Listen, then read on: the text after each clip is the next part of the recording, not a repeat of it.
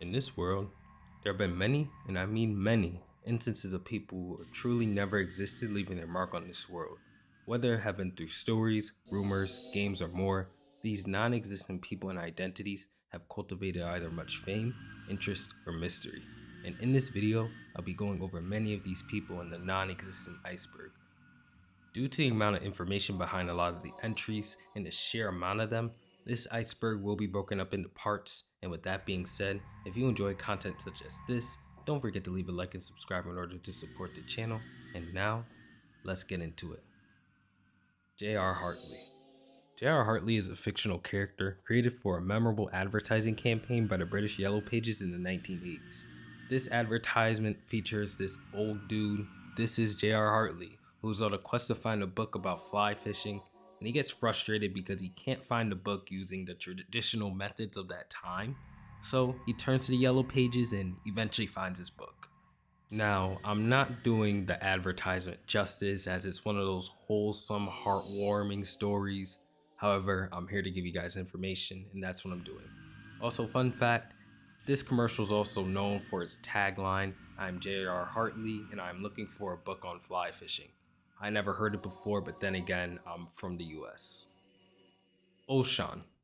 So Oshan is a legendary figure in the Celtic mythology, and he's been celebrated for a long time due to his poetic prowess and the beauty of his tales. According to the lore behind Oshan, he was a great warrior and poet, often depicted as the son of the legendary Irish hero Finn McCool, and his poetic compositions are known as the Songs of Oshan. These songs of Oshan being said to be filled with both the melancholy of lost love and the heroic deeds of his fellow warriors. The mystique surrounding Oshan is only brought up even higher due to controversy over the authenticity of his works, because in the 18th century, Scottish poet James Macpherson claimed to have translated these ancient poems from the Gaelic manuscripts, sparking debates about their origins. And some believed in their authenticity. However, there were people who obviously doubted Macpherson's claims, considering the poems to be his own creations. Despite the controversy that every famous person deals with, Oshan's influence has endured over time and has left an indelible mark on Celtic literature and inspired generations of writers. Lemony Snicket. So Lemony Snicket is a weird and kind of elusive character in the literary world, known for his involvement in a series of unfortunate events that befall the Balladeer orphans. And he's also the narrator and supposed author of a series of unfortunate events that's also the title name. Snicket takes on the role of an investigative and mysterious figure, and he often appears to be on the fringes of the story, sharing his insights into the misadventures of the Balladeers. He does have a lot of style though, as he's dressed in a nice, distinctive all-black ensemble, equipped with a typewriter. Lemony Snicket is also a master of wit and wordplay. The guy just does it all. He's pretty cool.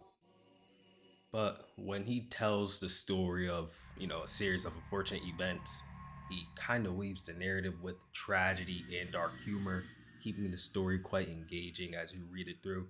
I recommend reading it because the character himself just adds like another layer to the series. It's hard to articulate, but if you were to read the story, you'd pick up on what I'm saying. Alan Smithy. So Alan Smithy is an imaginary person who has quite an interesting backstory in the world of filmmaking. When you see Alan Smithy is the director of a movie, that's just a stand-in because the director who made said movie was not happy with how their project turned out, so they don't want their name on it. So the idea is to essentially maintain a professional anonymity while expressing dissatisfaction with the final outcome. And nowadays, it's just like an inside joke in the movie business, and it represents like all the challenges and complexities that comes with making a movie. So if you ever see that, just know that the director, did not like the movie as much as you didn't like it, because nowadays everybody hates every movie. So yeah, simply put, he's just a symbol of artistic frustration. Kilroy. Kilroy is often depicted as a bald-headed man with a big nose peering over a wall. He's basically like an iconic and whimsical character that gained popularity during World War II. Like Kilroy was here. Have you ever seen that picture? Well, it's going to be on the screen. It's become a pretty funny and mysterious symbol among soldiers and civilians alike. Even nowadays, you see it. Well, I don't know about nowadays, but I'm sure I saw it when I was younger. The origins of Kilroy and this joke are a little bit hazy, and there are many theories that surround this character's creation. It's believed that the phrase in the doodle spread as a form of graffiti among servicemen appearing in unexpected and hard to reach places.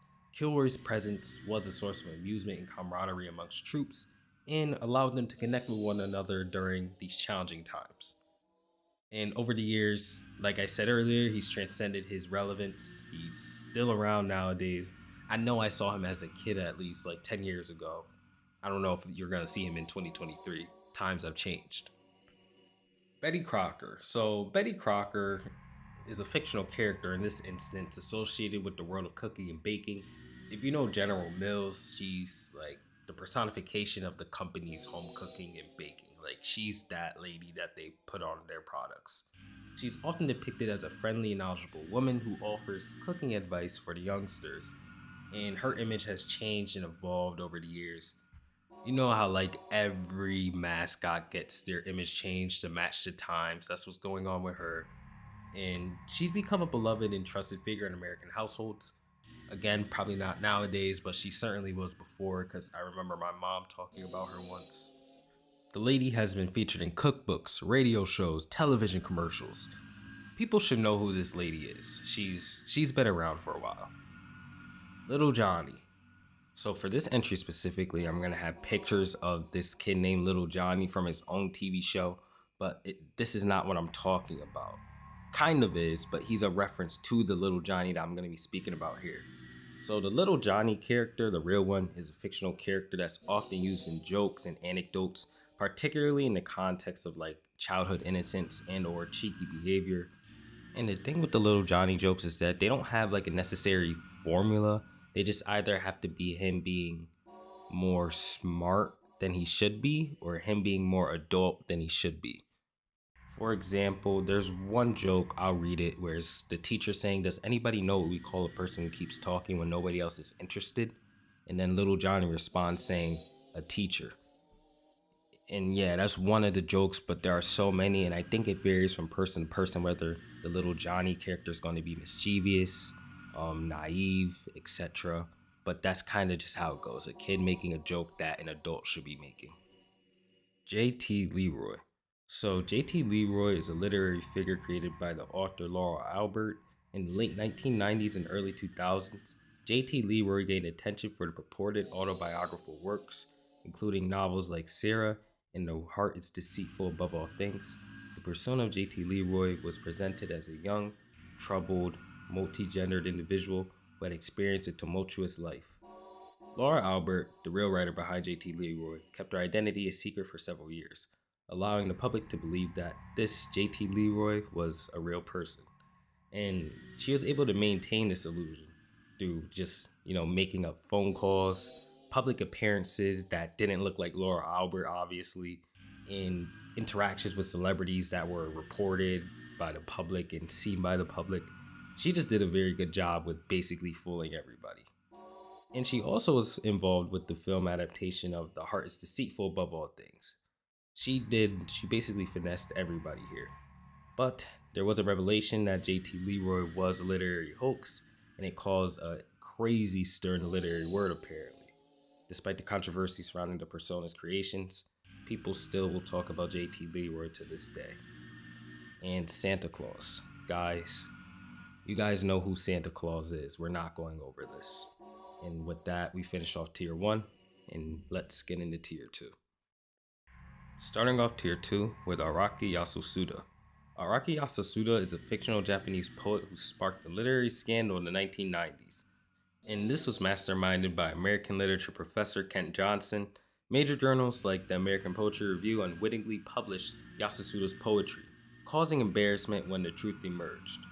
Why this caused embarrassment? Well, it's real messy. It's because Yasusuda's fictional biography painted him as a survivor of the Hiroshima atomic bomb, born in 1907 and a conscripted soldier in World War II. And I mean, if you know, that's a big no-no. The discovery of his poems and notebooks by his son in 1991 marked their publication, presenting a captivating but entirely fabricated narrative.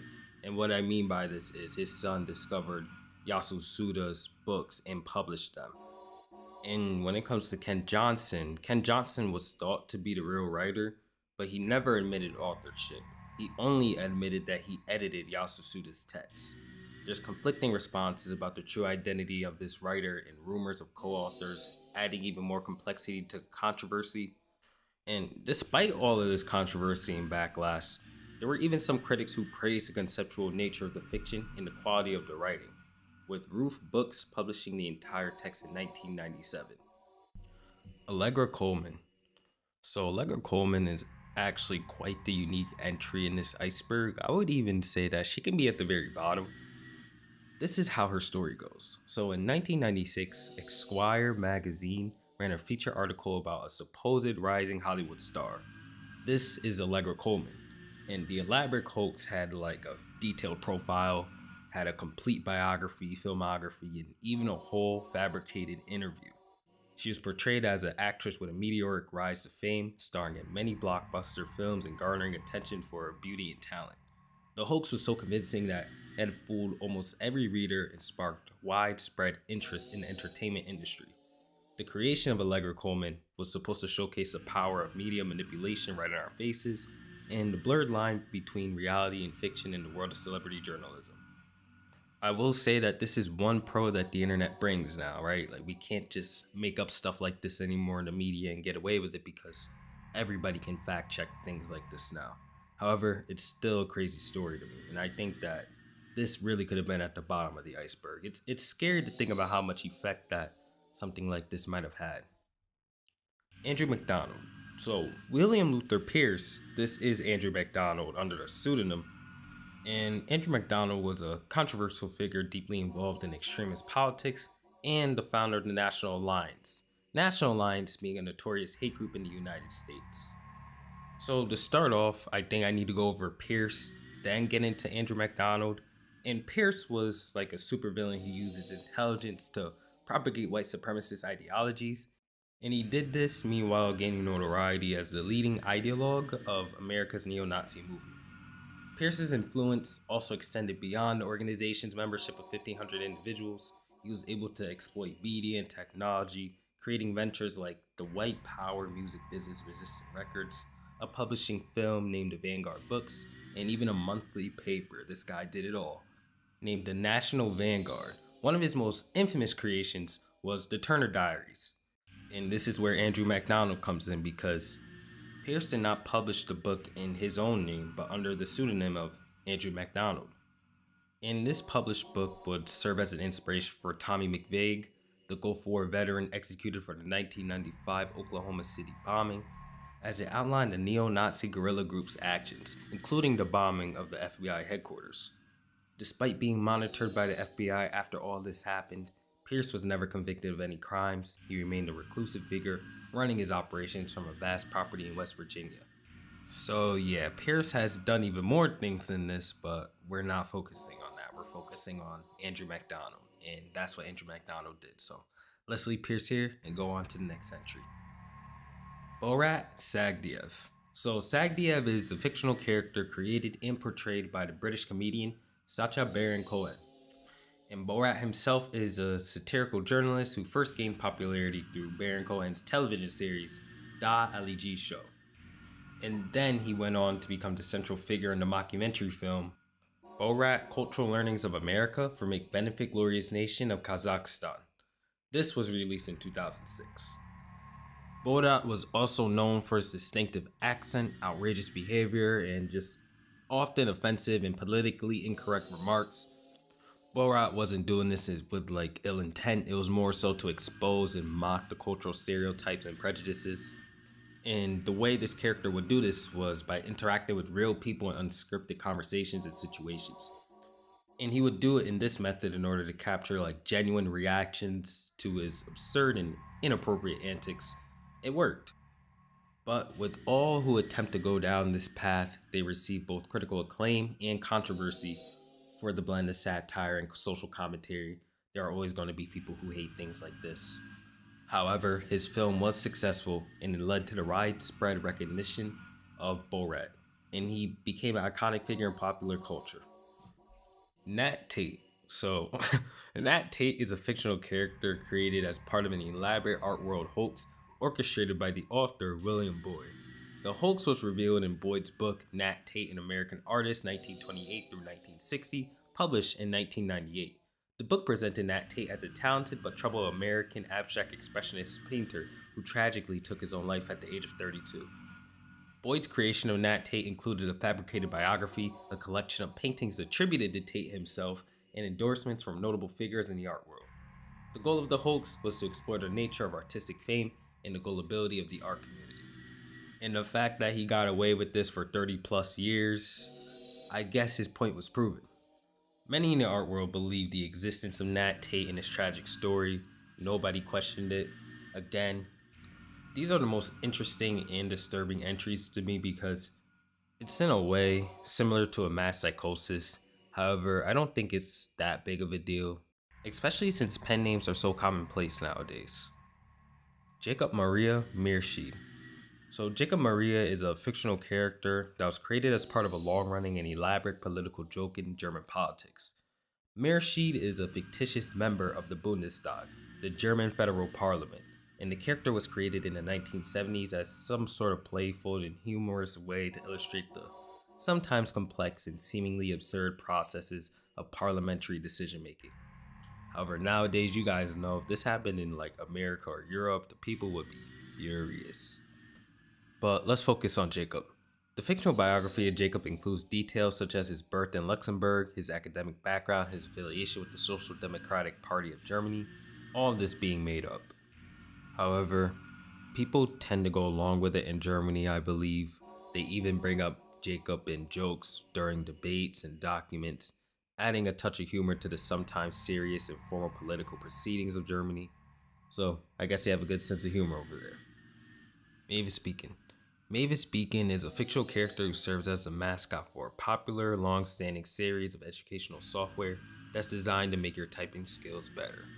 Pretty sure you guys might have seen this lady before. The software is known as the titular Mavis Beacon Teaches Typing, and the software has gone through several versions and updates since its release in the 1980s, adapting to changes in technology and even adding new features to enhance the learning experience.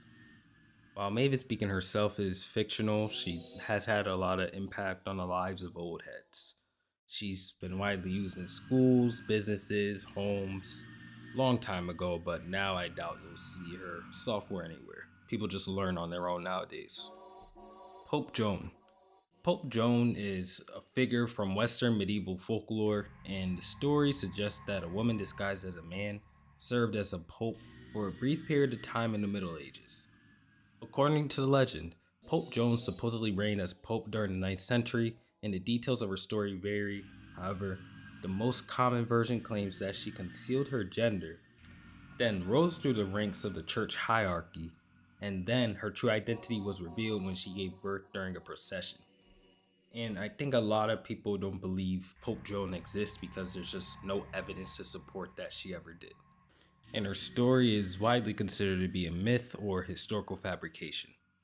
The legend did likely come from the 13th century and became even more popular during the Renaissance. While early chronicles include references to Pope Joan, historians generally just dismiss her. They don't believe anything, including her, is real.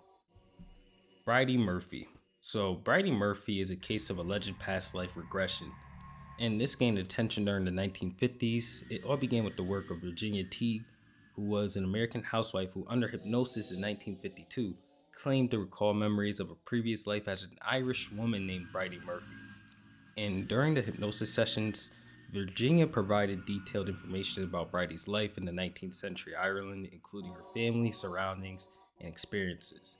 And this entire thing became widely publicized after the publication of the book, The Search for Bridie Murphy. This was written by, not Virginia, another person named Maury Bernstein in 1956. And the book just chronicled Bernstein's investigation into Virginia's claims and the purported memories of her past life as Bridie Murphy. And the main reason people don't believe Bridie Murphy ever existed was because When she would recount her memories of 19th century Ireland, there were just many historical inaccuracies and inconsistencies found in the description of her 19th century Ireland. So, with that, that just kind of like debunked everything she was saying. A lot of the stuff she was saying just wasn't making sense. Ponsonby Britt. So Ponsonby was a fictional character credited as the executive producer of several iconic television shows, such as Rocky and the Bullwinkle Show, Fractured Flickers, Hoppity Hooper, stuff like that. And the name was active during the 1950s and 60s. Ponsonby Britt was not a real person, never was, but was a creation by Jay Ward and Bill Scott, the minds behind all of those shows. In 1959, Warren and Scott playfully coined the name Ponsonby Britt Unlimited as the title for the new corporation. And the character of Ponsonby Britt was humorously portrayed as an officer of the Order of the British Empire. And they kept that title on Ponsonby Britt's name on the closing credits of the cartoons as an inside joke amongst the creators. According to Bill Scott, the decision to just create Ponsonby Britt was because they didn't have an executive producer, so they just wanted to have fun and make up somebody. That's it, really. They even went as far as giving Ponsonby Britt a fictional official biography, which was cleverly utilized in press releases, and the inclusion of this guy was just a fun joke for everybody included. Anthony Godby Johnson. Anthony Godby Johnson is a controversial and mysterious figure in the literary world this time. In the mid 1990s, there was a memoir named A Rock and a Hard Place, One Boy's Triumphant Story. This book was purportedly written by Anthony Godby Johnson, and the book detailed his alleged experiences of abuse, survival, and triumph over adversity. However, the authenticity of Anthony Johnson and his memoir came under scrutiny because people started questioning whether he really existed or not. And by proxy, the events of the book. Despite claims of surviving abuse and the life-threatening illnesses that were described in the book, there were just inconsistencies in the narrative, and attempts to verify Johnson's existence proved challenging. Complicating matters even further than they already were, we already know that since Anthony Godby Johnson never existed, he was not available for public appearances, and the only way people were able to communicate with him were through letters. And from there on, it just got worse and worse, and now we don't even think he ever existed. Ern Malley. Ern Malley is a literary hoax created in 1943 by Australian poets James McGowan and Harold Stewart. The two poets who were critical of the modernist poetry decided to construct a fictitious poet and create a body of work under the name Ern Malley to satirize what they perceived as the absurdity of contemporary poetry. The name Ern Malley was derived from the first two letters of the name of two locations in Sydney, the first being Erkinsville and the other being Malley Street. The poets composed a series of poems that deliberately included nonsensical phrases, cliches, and just a bunch of disjointed memory, a lot of nonsense. And the intent was to mock what McGowan and Stewart considered to be the pretentious and overly obscure nature of modernist poetry. And I'm gonna be honest, we need them now more than ever. If you've seen some of the poetry that's been coming out recently, it is nonsense. However, the poems were submitted to the literary magazine Angry Penguins under the name Ern Malley, and they were published posthumously. The editors of the magazine, unaware of the hoax and the scheme going on, of course went ahead and praised the work as just innovative and profound, kind of proving Stewart and McGowan's point here, and they revealed the deception in a subsequent issue. And once they did that, it just created a huge controversy in the Australian literary scene. And while people did not like these two for doing what they did at first, as time went on, it's become viewed as a clever and successful satire of the modernist literary movement. So yeah, they kind of proved their point in the end. Penelope Ash. Penelope Ash is a fictional character who was also part of a literary hoax, but in the 1970s this time. And this character was at the center of the Naked Came to Stranger scandal, a collaborative effort by a group of journalists to expose the supposed literary and publishing standards of the time. In 1969, Newsday columnist Mike McGrady was frustrated with what he perceived as the declining quality of popular fiction. And to kind of combat this, he enlisted 24 of his colleagues to create a deliberately trashy and just complete ass novel. The goal was to see if the poorly crafted book with explicit content and a salacious storyline could become a best-selling book with just the correct tools and marketing. And the result of all of this was the book Naked Came to Stranger, previously mentioned before, and this was attributed to the fictional Penelope Ash. And Penelope Ash is the supposed author here, by the way, the fake author. The novel was intentionally filled with cliches, sex scenes, and predictable plot, and despite its lack of literary merit, the book became a commercial success, climbing the bestsellers list. Just like the previous entry, once they proved their point, they revealed the hoax in a follow up article, and this was to kind of expose literary establishments' focus on sensationalism rather than substance of a story like real writing. And the stunt demonstrated how marketing and publicity could make a book seem better than it actually is, and that was the whole point of that scandal. Tony Clifton. So, Tony Clifton is an alter ego that's associated with the comedian Andy Kaufman. And Kaufman was known for his unconventional comedic style, which often blurred the lines between reality and performance. And Tony Clifton is one of Kaufman's most infamous creations. Tony Clifton was portrayed as quite boorish, offensive, and an intoxicated lounge singer with a brash and abrasive demeanor. Kaufman, along with his writing partner Bob, would sometimes don the persona of Tony Clifton, even going to great lengths to maintain the illusion that Clifton was a real person. This included hiring other performers to impersonate Clifton and insisting that Clifton and Kaufman were completely separate individuals, and nobody really believed them. The character of Tony Clifton made appearances in many venues, comedy clubs, television shows, and even an opening act for some of Kaufman's performances. Tony Clifton's act was part of Kaufman's commitment to pushing the boundaries of traditional comedy and challenging the audience's expectations. And I'm pretty sure, I'm just going off of a guess here, he probably did this to separate himself from the quite potentially controversial personality of Tony Clifton. And I guess it worked. Jean Baptiste Boutelle. Jean Baptiste is a fictional character who was created by the French philosopher Frédéric Pagès. And this guy was introduced in a satirical article written by Frédéric in 1998. And in this article, Frédéric basically claimed that Jean Baptiste was a 19th century French philosopher new on the scene who had just developed this philosophy called Botellism. Botellism is not a real philosophy. It was instead intended to mock the world of academia and the philosophical community. Despite this mockery gained serious attention and was discussed by some individuals who were just unaware of the satire. Frédéric later expanded on the fictional character by writing a book titled The Sex Life of Immanuel Kant, which attributed various anecdotes and fictional aspects to both Jean-Baptiste Boutelle and historical figure Immanuel Kant. Nothing worth noting here about this character, however, just like the previous entries, it was here to make a point, and it surely did. Ghost of Kiev.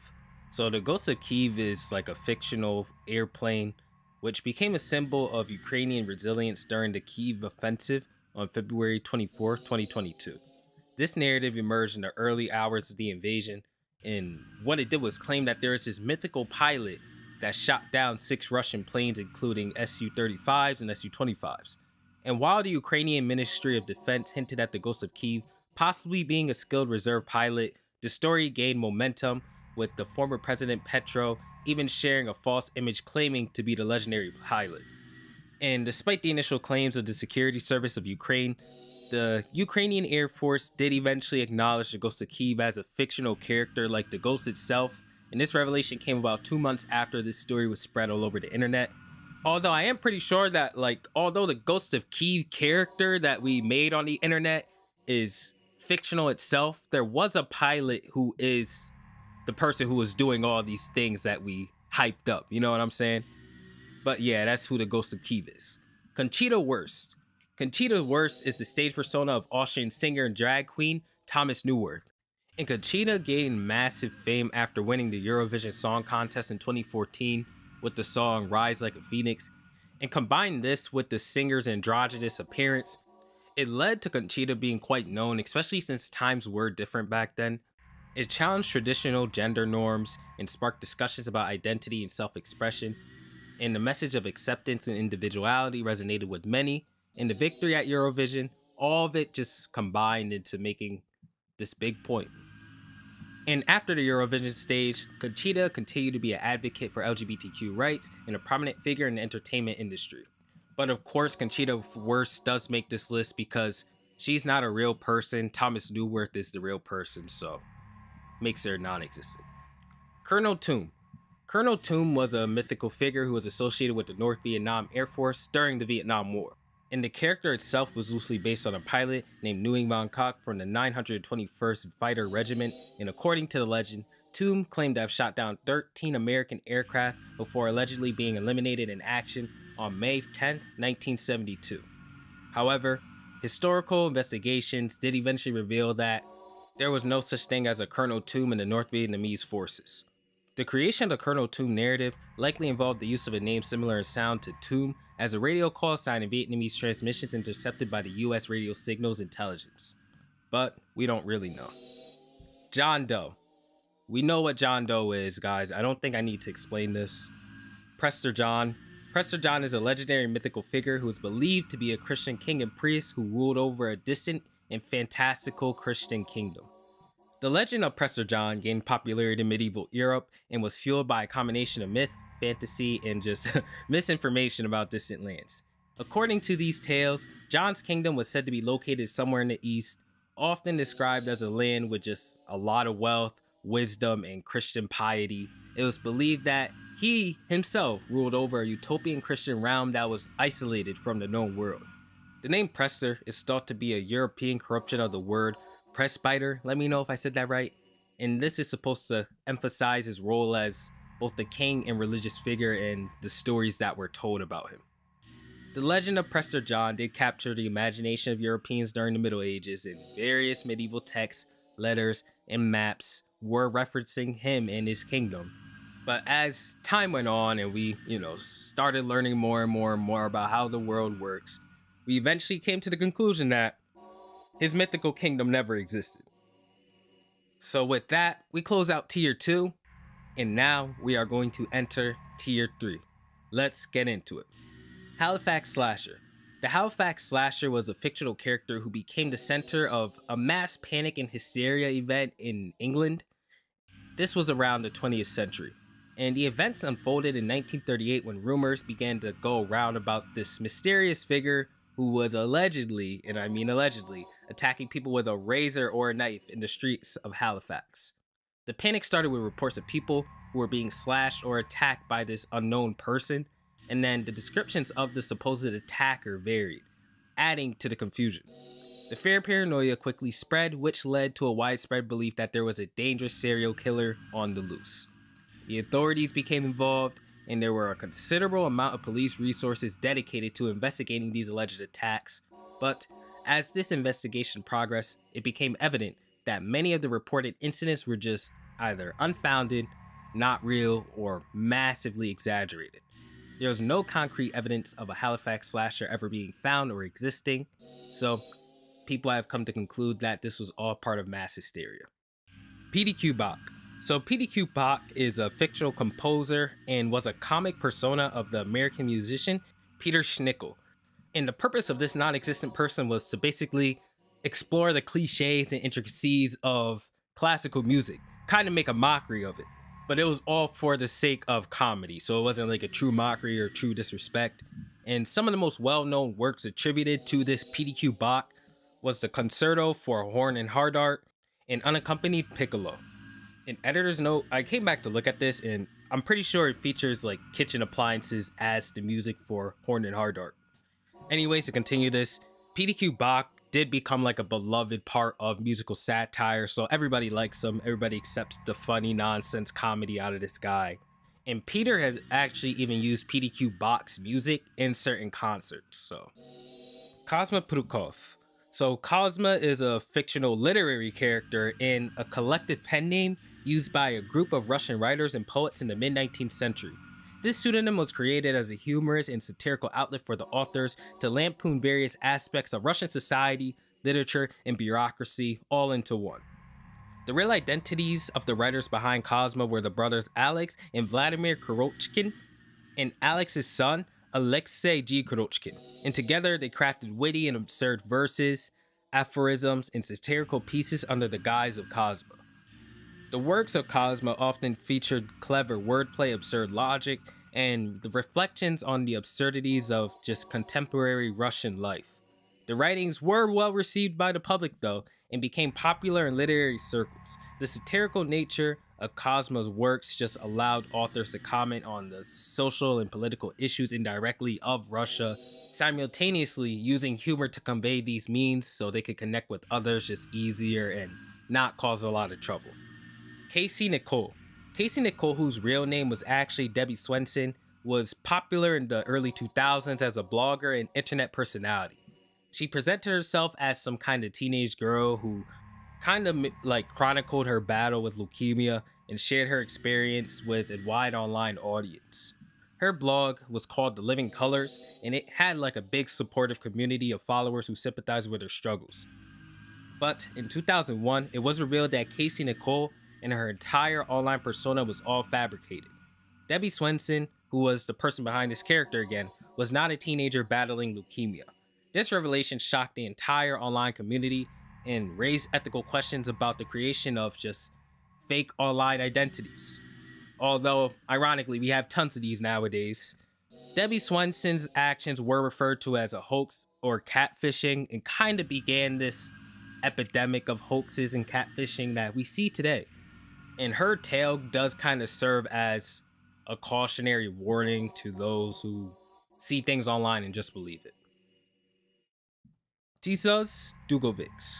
So I'm just gonna call this person Dugovics because I can't pronounce the first name obviously. And Dugovics was a historical figure who was associated with the siege of Belgrade in 1456.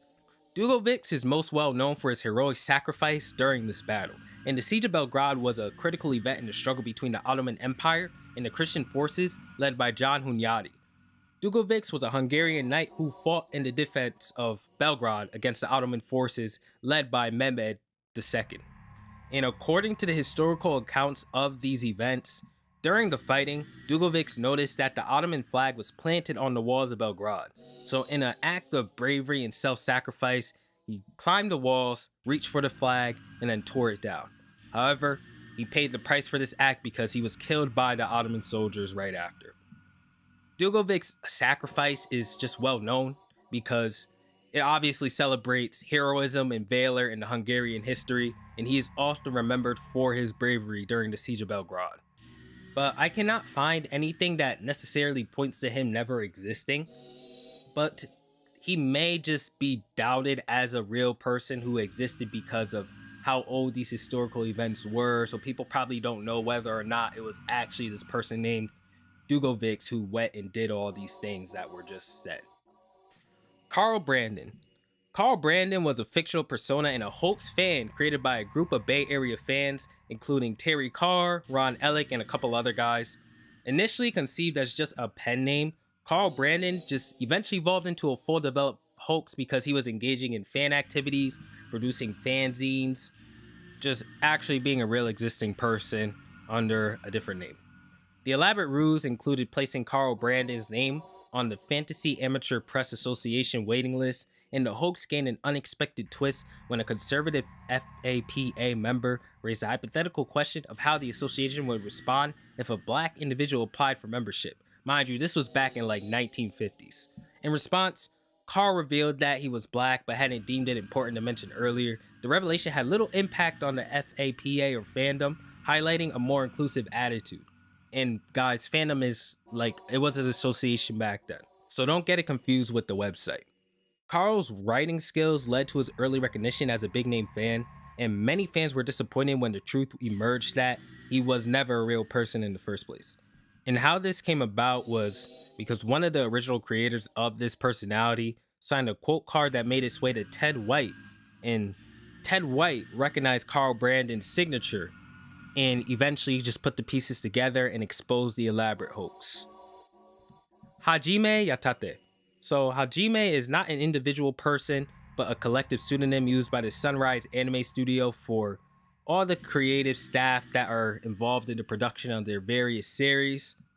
These series include Cowboy Bebop, Code Geass, Mobile Suit Gundam, all of those. So yeah, they give credit to Hajime Yatate because it's supposed to like respect and represent all the creative staff again. George P. Burdell. So George P. Burdell is kind of like a running joke or running gag of the Georgia Institute of Technology in the United States. And this character was created by Georgia Tech students in the 1920s and has just been a legendary figure associated with the college ever since. This story goes that George P. Burdell was enrolled at Georgia Tech in 1927, but he never attended any classes. Despite his absence, he had been listed on the class rolls and his name appeared in the Georgia Tech yearbook, campus directories, and even on the school's alumni rolls. Over the years, students have continued to include George P. Burdell in various campus activities, creating an amusing and just never ending tradition of this guy. One of the most famous pranks involving George P. Burdell occurred in 1956 when students managed to get him on the roster for a flight training program at Georgia Tech. Reportedly, he received pilot training and even logged flight hours, all without setting foot inside of an aircraft. Helen Dale. So, Helen Dale is an author and political commentator who is known for her work in literature and political writing. For example, The Hand That Signed the Paper is a historical novel that explores the political complexities of collaboration during the World War II. The novel, written when Dale was only 22 years old, sparked controversy and discussion about historical fiction, the nature of collaboration, and the responsibilities of writers because obviously she went into some heavy topics, let's just say. In addition to this work in literature, as I mentioned previously, she's been active in political commentary, contributing articles to various publications. She's written on a range of topics, laws, cultural issues, just tons of things. But she makes this list because, she's one of the personalities that are known by a pen name and on the internet don't really have a true identity or real name to her. Ahmet Borum Borad. So I'll just call this guy Borad, and he was an eccentric medical con artist who operated in the late 18th century Dublin.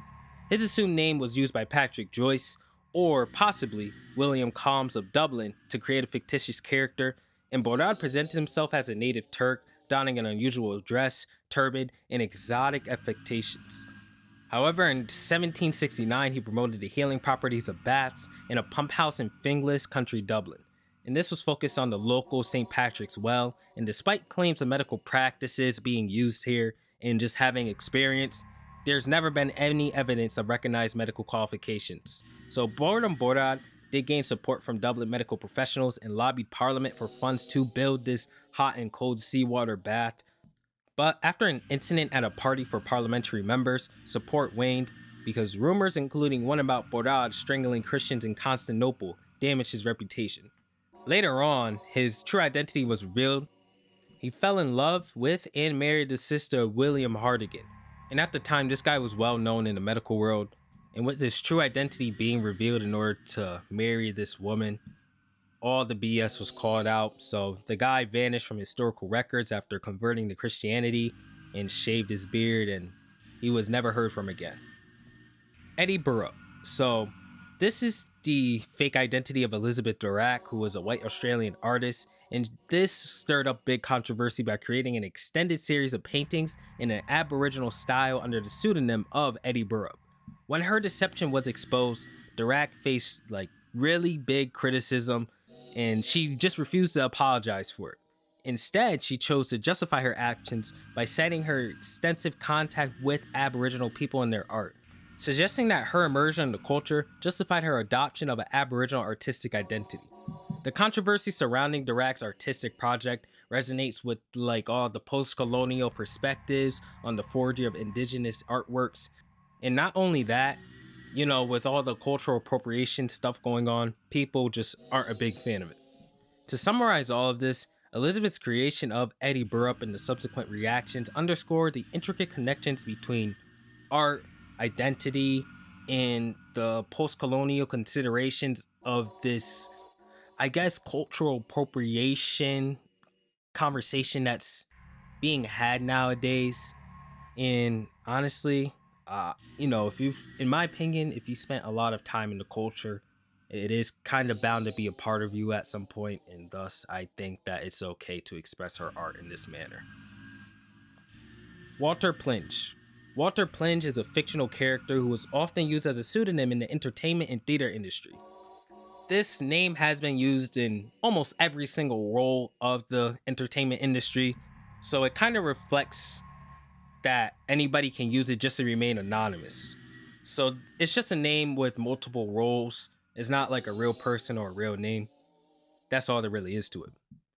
Phantom Heilbrin. So the Phantom of Heilbrin refers to an unidentified female serial criminal whose DNA was found at various crime scenes in both Germany and Russia.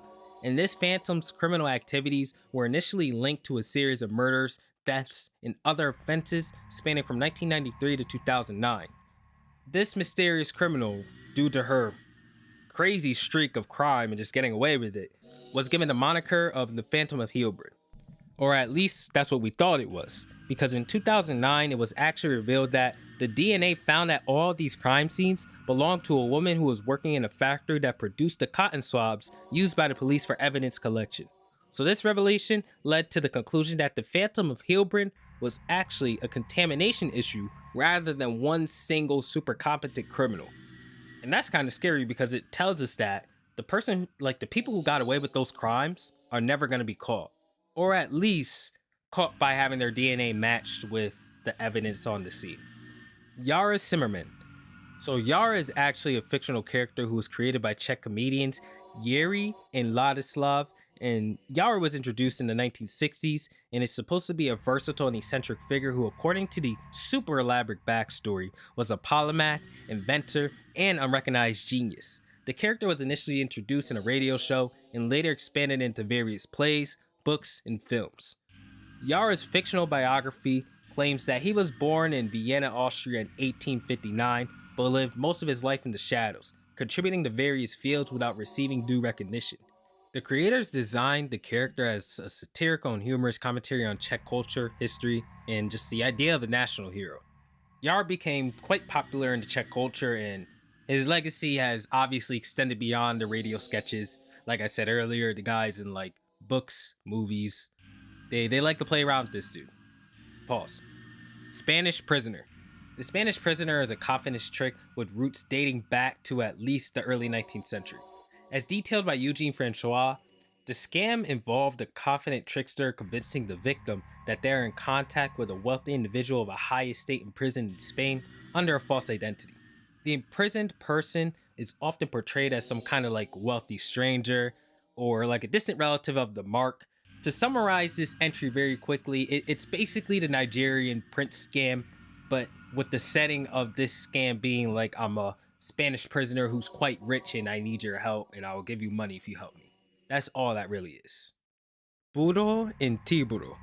I'm only gonna say those names once, but both of those characters are commonly used in Cajun jokes and humor. B and T are just stereotypical Cajun names and represent a comedic duo, often portrayed as friends or neighbors in various humorous anecdotes. The stories typically highlight their interactions, misunderstandings, witty exchanges, and just often play on the Louisiana Cajun dialect and culture. The humor involving Brudoho and Tiburo often rely on like wordplay, cultural references, and the portrayal of their distinctive personalities, and they become iconic figures in Cajun humor. They're the kind of guys that you would see in like Facebook memes shared by your grandma and grandpa. Pretty sure you can see it on the screen. You get what I'm talking about here. Salvino di Amati. So, Salvino is often credited with the invention of eyeglasses, although historical evidence is not really clear. And attributing the invention to a single individual is kind of challenging because it's been a long time since eyeglasses were created, right? And these things were created over 800 years ago. So, getting the historical records of that time to confirm this is just messy. It never works well. Never makes sense either, to be honest. The story goes that he crafted lenses mounted in frames made of wood or bone, and these early eyeglasses were primarily intended to aid individuals who had problems with seeing, and mostly farsightedness rather than close-sightedness. However, it's essential to note that the invention of eyeglasses themselves was likely a gradual development, with various people over time just contributing to the refinement of the structure of the eyeglasses over time, making them better and better to what we have today. While the details of Salvino's contribution to the invention of eyeglasses remain somewhat uncertain, he is often mentioned to be the inventor or the initiator of the creation of eyeglasses. Richard Bachman.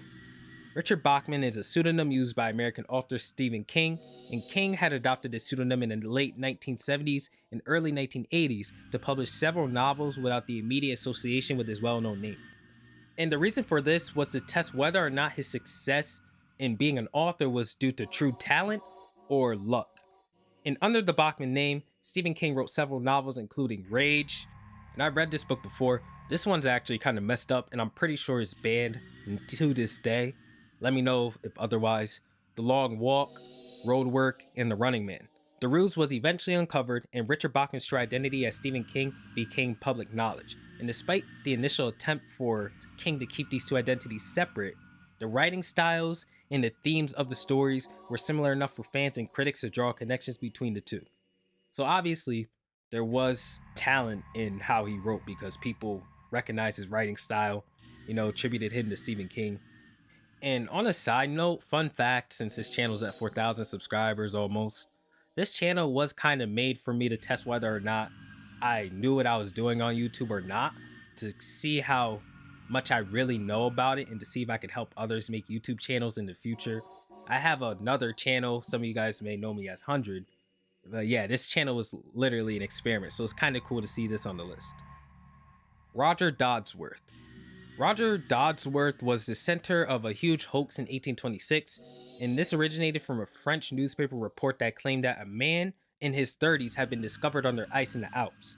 The man, claiming to be Roger Dodsworth, was the son of an antiquarian born in 1629 and was supposedly buried in 1660 after being trapped under an avalanche and miraculously revived. The story obviously gained traction in London newspapers. You guys know how they ate stuff up like this back in the day.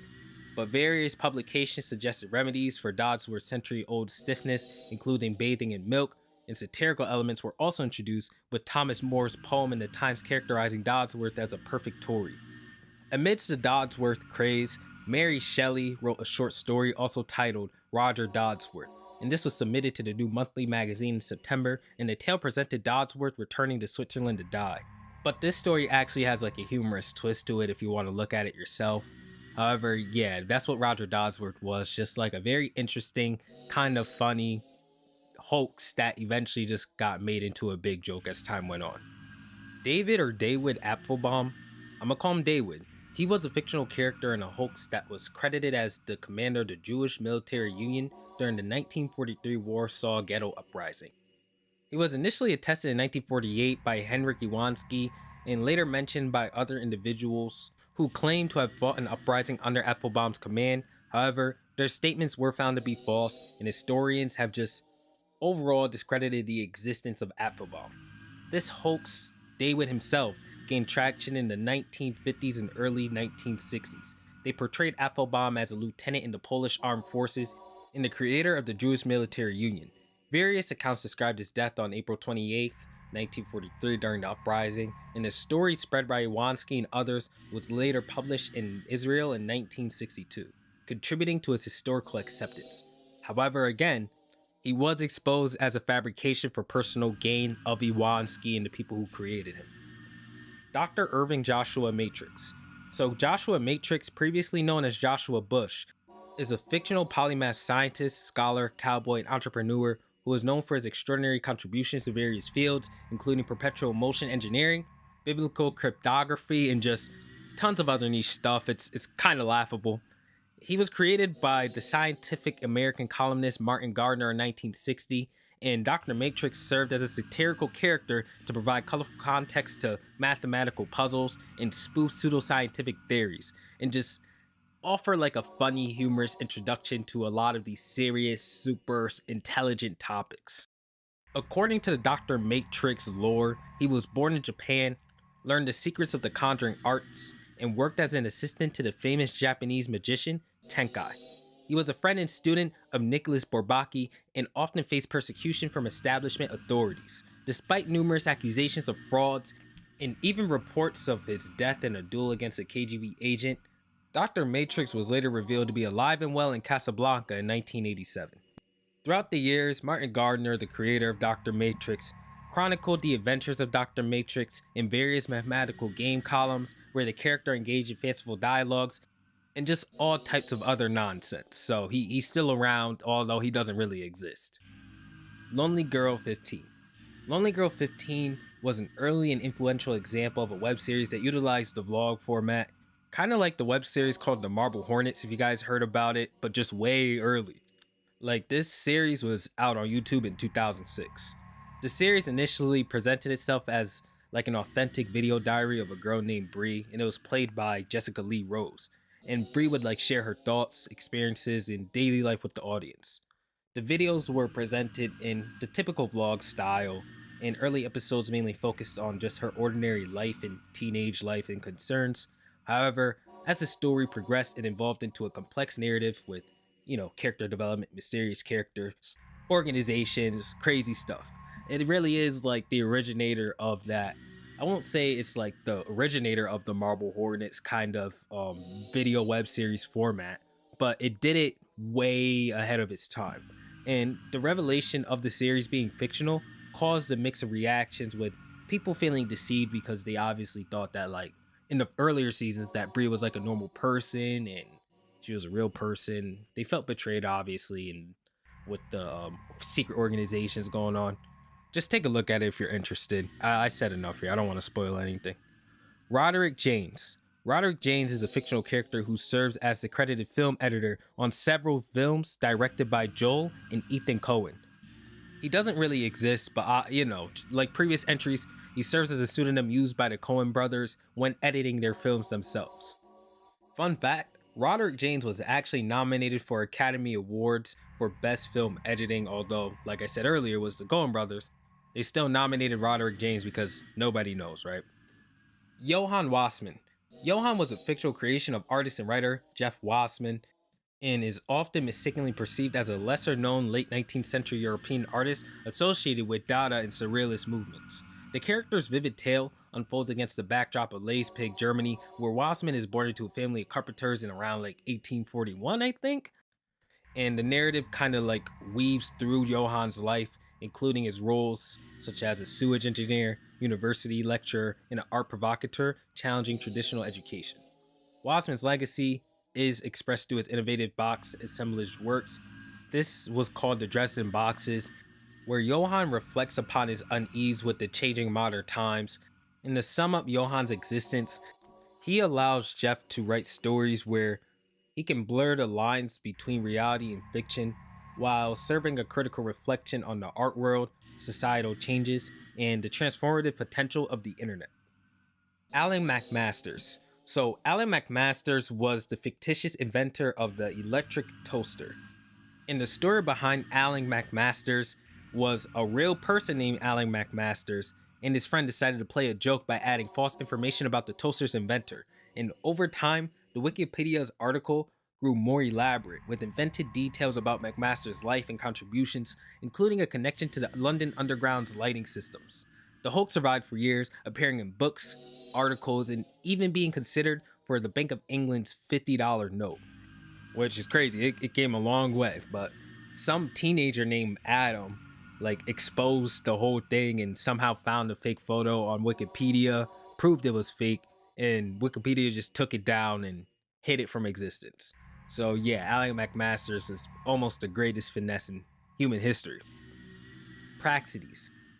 Praxedes was a Christian saint who was recognized by the Roman Catholic Church and the Eastern Orthodox Church, but the details of her life were not really well documented, and some aspects I'm about to go over may be fictitious or just really hyped up and, legendary, quote unquote. According to tradition, Praxedes was a Roman noblewoman who lived in the 2nd century. She and her sister, Saint Pudentiana, were said to have devoted themselves to helping persecuted Christians during the reign of Emperor Marcus Aurelius. They were known for their acts of charity, including burying the bodies of Christian martyrs. The most well-known legend associated with Praxedes involves a pool of blood, and it is said that she and her sister collected the blood of martyrs and stored it in a well or a pool, I don't know which one, in their home, thus providing a sacred burial place for those who had died for their faith. The historical accuracy of these details is quite uncertain, and Praxedes' existing is uncertain as well, but she is honored as a symbol of Christian charity and devotion, and they even have a feast day for her on July 21st in the Roman Catholic Church and July 19th in the Eastern Orthodox Church. So, whether or not she was truly real, doesn't matter, she still impacted many lives. We last ended off at tier 3, and now we're going to start off part 2 at tier 4. Starting off tier 4, we have Piotr Zak. So Piot is a made-up character at the center of a prank that was pulled off by BBC producers Hans Keller and Susan Bradshaw. The main act of this hoax was a composition titled Mobile for Tape and Percussion, and it was supposedly crafted by Zach and performed by fictional Claude Tessier and Anton Schmidt. This musical mischief took place on the BBC third program on June 5th, and the accompanying backstory claimed that Zach was a Polish composer influenced by Stockhausen and John Cage, and they added all this extra information so they can deceive everybody easier. However, the critics weren't fooled by this prank. They delivered overwhelmingly negative reviews that quickly identified this work as more of a studio joke than serious work. Despite their attempts to present the piece positively, a BBC spokesperson eventually labeled it as an experiment, and then they gave up on that and just said, you know what, it's a hoax. Then later on, they had a radio documentary, The Strange Case of Piotr Zak, and this aired on August 13th, 1961, and it only featured discussions among Keller, music critics, just talking about the things that I just went over. And then eventually, Piotr Zak made a return, but as a reviewer in the Musical Times.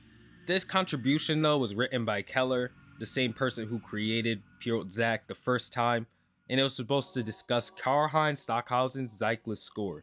And the review published in 1962 suggested that Zak's mobile might have influenced Stockhausen, adding a touch of irony to the entire thing that Piotr Zak did before. So yeah, to start off tier 4, we actually have a non-existent person with a lot of lore for once. Wanda Coolmetry. So Wanda Coolmetry's hoax revolves around a person named Leon Carmen, and this person published a novel titled My Own Sweet Time in 1994 under the pseudonym of Wanda Coolmetry. So that, Wanda Coolmetry is another pen name, and this work was presented as an autobiography that narrates the life of a young Australian Aboriginal woman. And Carmen portrayed himself as an aspiring literary artist who claimed that his writing only received acclaim when he was publishing under a fake identity, which is why he made Wanda Coolmetry in the first place. Back to the novel. This novel did also win the Nita May W Award in 1995 and secured a spot on the shortlist for the 1996 New South Wales Premier Award for Literature. So, maybe his theory was correct. Masal Bugdove. So Masal Bugdove is a football player who was created as part of a hoax in 2009, and this imaginary talent supposedly hailed from Moldova and was brought up as this rising star with crazy skills, and he was catching the attention of all the football enthusiasts and media outlets, the LeBron James of football basically. And this hoax really gained its momentum when Bugdove was falsely claimed to have signed with a prominent football club. This had people discussing about his talent and potential impact on the sport when he makes his debut, and that of course led up to him being found out because he was everywhere at that point. Major William Martin. So this character was created by the British military intelligence as part of Operation Mincemeat during World War II. The objective of this person and his plan was to mislead German forces regarding the Allied invasion plans. They even gave this dude an epithet of the man who never was. Now on to Operation Mincemeat, and I'll talk about that. To execute this operation, a fake officer, which was Major Martin, was created to carry documents suggesting an imminent Allied assault on Greece. So the plan involved placing this fake identity alongside fake documents on a cadaver that would then wash ashore on Spain. This would lead the Germans to believe that the Allied forces were gearing up for an invasion in a different location. And to make sure this worked, they made sure that the fake identity card, the personal letters, all just looked really good. They really made them look good. The true identity of the body used in the operation was shrouded in secrecy. However, they did reveal it in 1996 that it was this guy named Glindir Michael, and he was a homeless man from Wales. Oh yeah, and I forgot to mention the place that they actually invaded was Sicily, and it just all went through as they expected. Operation Mincemeat actually worked out. Taro Sugimoto. Taro Sugimoto is a fictional character in a prank played by the Buffalo Sabres during the 1974 NHL amateur draft. So this prank had the Sabres selecting Sugimoto, and they claimed that he was like this standout, crazy good player from the Japanese league. However, Sugimoto never even existed. The name was created by Sabres general manager Punch Imlach as a humorous response as to what he perceived as just an annoying, time-consuming, and tedious draft process. So they kind of did this just to call it BS, and the NHL in response voided their pick. However, the League and the Sabres did play along with the prank and turned Taro Sugimoto into this famous footnote, icon of NHL draft history. Pretty sure NHL people who watch the sport would know about this. So yeah, I don't know why it's actually this low. Honorable J. Fortescue. Honorable was born in 1868. However, like everybody else on this list, he never existed. He was a fictional creation by San Diego pathologist Rawson Pickard, and this imaginary figure was supposed to be the founder of the International Board of Hygiene. And funnily enough, this group was conceived during the Prohibition era in a Tijuana bar. And despite its weird ass origins, the League of Nations officially recognized this board in 1926. Rawson Pickard, acting on behalf of Fortescue, wrote letters, authored articles, and fielded inquiries from journalists, and the board centered on hygiene gained attention without facing much scrutiny. Its activities, including scientific presentations, expanding memberships, all that kind of stuff, continued until Pickard's death in 1963. And the elaborate ruse of Honorable J. Fortescue came to an end once Pickard passed. Because again, Pickard was the person who made Honorable J. Fortescue and used that identity. Lily of Virginia Mount Weasel. So Mount Weasel was made in the 1975 edition of New Columbia Encyclopedia, and her story goes like her being born in 1942 in Ohio, and then she grew up with her own life and whatever. And as of 1975, in that magazine when she was made and published in, she was described as a fountain designer and photographer. But again, she was just there to trick people into believing she was a real person. But her true use as a non-existent person was to be used as a copyright trap. And this was to catch like potential copyright infringements. And this ingenious technique helped publishers identify unauthorized reproductions if the fictional entry appears in other works. So yeah, she's one of those non-existent people who serve to safeguard intellectual properties. George Paul Thoman. George Paul Thoman is a creation of the art group called Monochrome, and he was made in 2000 with a whole life story and all that, so I'll go over that real quick. He was born in Vorarlberg in 1945, and then became like this fictional member of the group Monochrome. And then in 2002, he really started to stand out because Monochrome used Thoman to navigate and kind of deal with political issues and represent Austria using artistic resistance. And George wasn't a real person, but Monochrome would use him to kind of speak about things that they wanted to speak about, but wasn't a good idea for them because, they're real people. And then in 2005, Monochrome eventually staged Thoman's death because I guess they just got tired of using him. And they announced that he had a tragic accident at the age of 60. And unaware of the hoax, Austrian newspapers printed Thoman's obituary, and a group even organized a funeral for him, complete with a tombstone, and it even featured an engraved URL linking the Thoman project page. But eventually it was found out that all of it was a hoax. People took down the tombstone without consent and threw it into a fruit cellar where he was eventually found. And yeah, that's pretty much the story of George P. Thoman. Hugo N. Fry. Hugo N. Fry was created by Cornell University students in 1930, and he was used as a prank to mock New York State politicians during the annual Cornell Daily Sun staff banquet. This plan, concocted by Edward T. Horn III and Lester Blumner, the fabricated character served as a humorous focal point. The duo, inspired by a professor's skepticism about such pranks in the US, invited prominent Republican politicians to a banquet in honor of Hugo N. Fry, and none of them fell for the prank, but they still went along with it by writing responses to the invitations about Hugo N. Fry and praising him and just making him sound like this good guy that's done a bunch of things. Later on, Hugo N. Fry resurfaced as a pseudonym used by John Patrick, an author and political satirist, and Patrick ran for public office 13 times over 23 years, adopting the name Hugo N. Fry for his satirical political ventures. And people found out about this one because the New York Times reported it, and even Vice President Charles Curtis, one of the intended victims, took the joke in good spirits. Eventually, they left the name and the joke behind, and Horn became a pastor. Blumner serves as a U.S. Army corporal in North Africa.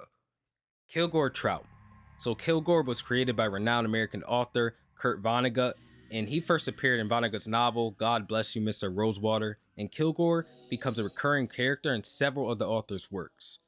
Trout is usually portrayed as a struggling and relatively unknown science fiction writer whose bizarre and imaginative stories often serve as a satirical commentary on just different parts of society, you know, relationships, work, everything.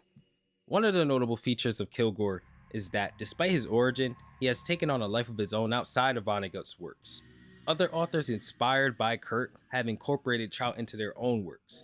And this is probably why he has a spot on this list because he's more than just Vonnegut's works. He's inspired many other authors and he's actually pretty well known despite being in one of the more obscure tiers on this list. Rene Kohler.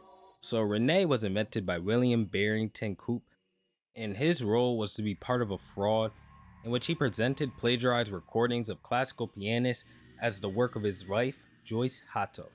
And Barrington Coop provided a false biography of Kohler, alleging that he was born in 1926, survived the Warsaw Ghetto and Treblinka concentration camp, and was a Soviet prisoner from 1945 to 1970 after a crushing hand injury in 1940. After the Joyce Hatto affair, Kohler was falsely credited as the conductor in recordings featuring Hatto, and later exposed as manipulated works of other artists, and there's really no evidence supporting Kohler's existence, and the fabricated biography does resemble the true story of a conductor who is named Stanislaw Skrozewski. Franz Bidfeld. Franz is a parody of a scholar and a theologian, and the character was invented by Martin Gardner and first introduced in the pages of the magazine Scientific American in the 1960s. Bidfeld was presented as one of those elusive figures that you can never really get in contact with. I mean, he had a supposed body of work that included non-existent books, articles, and even a doctoral dissertation. I'm pretty sure that this satire was supposed to play on the conventions of an academic scholarship and the challenges of verifying references, that can never really be found. Gardner's use of Franz is supposed to highlight the potential pitfalls and humors while you're in school and offers like a lighthearted commentary on the nature of intellectual authority and citation. Amina Abdallah Araf Al Omari. Omari was created by Tom McMaster, a MA student at the University of Edinburgh in 2010. And McMaster created this persona of Amina, who was a Syrian woman and blogged as her during the early stages of the Arab Spring in Syria.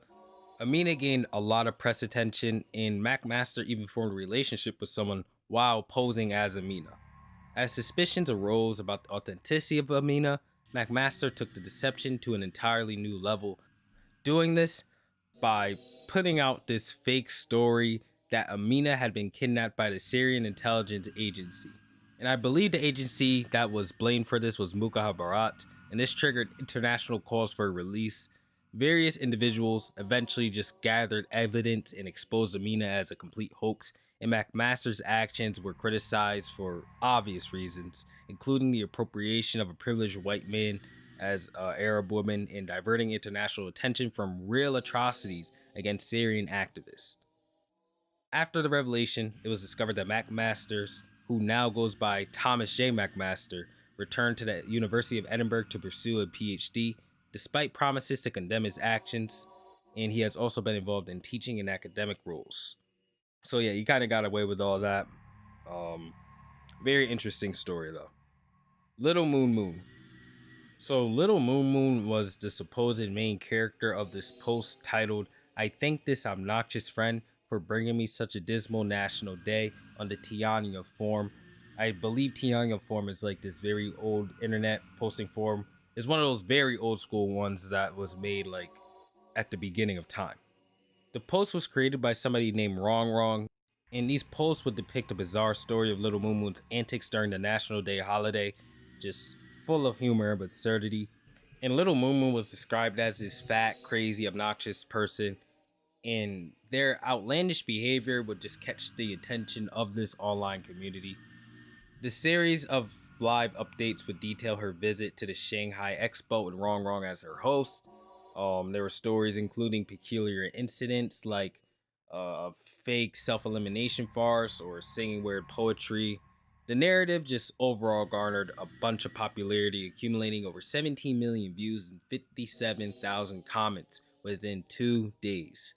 Initially perceived as real, People have just began to put together that Little Moo was fake, and this led into a big internet investigation that revealed that Little Moo was a persona by the writer Chu Jiayi, and this was all to just kind of boost the popularity of Tianya at the time. Robbie Emanuel Rabinovic.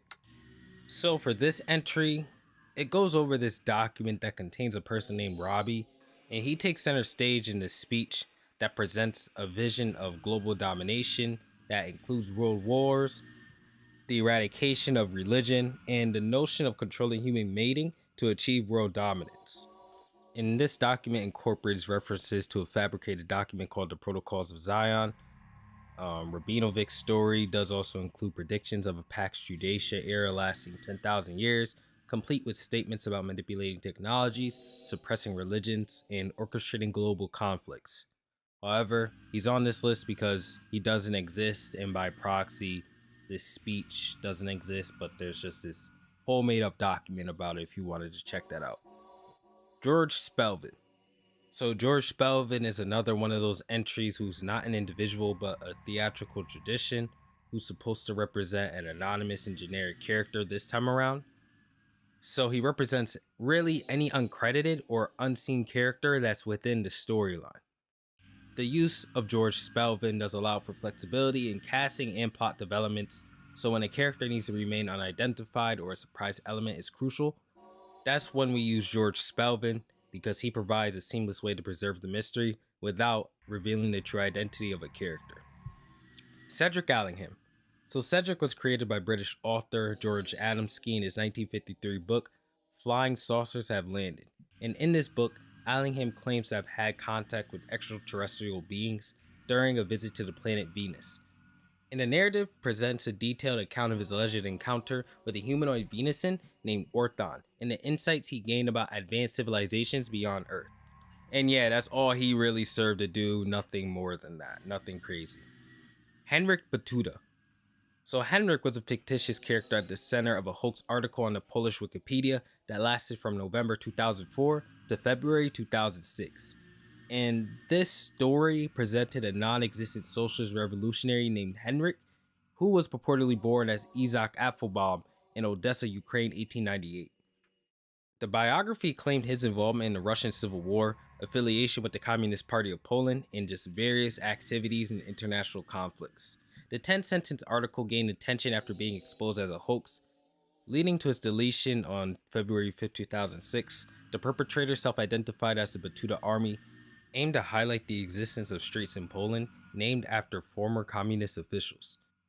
There was a claim of a Warsaw street named Henryk Batuta Street, but this was debunked as it was revealed that the actual street, Batuti Street, derived its name from the Polish word batuta, meaning conductor's baton, and had no association with anybody.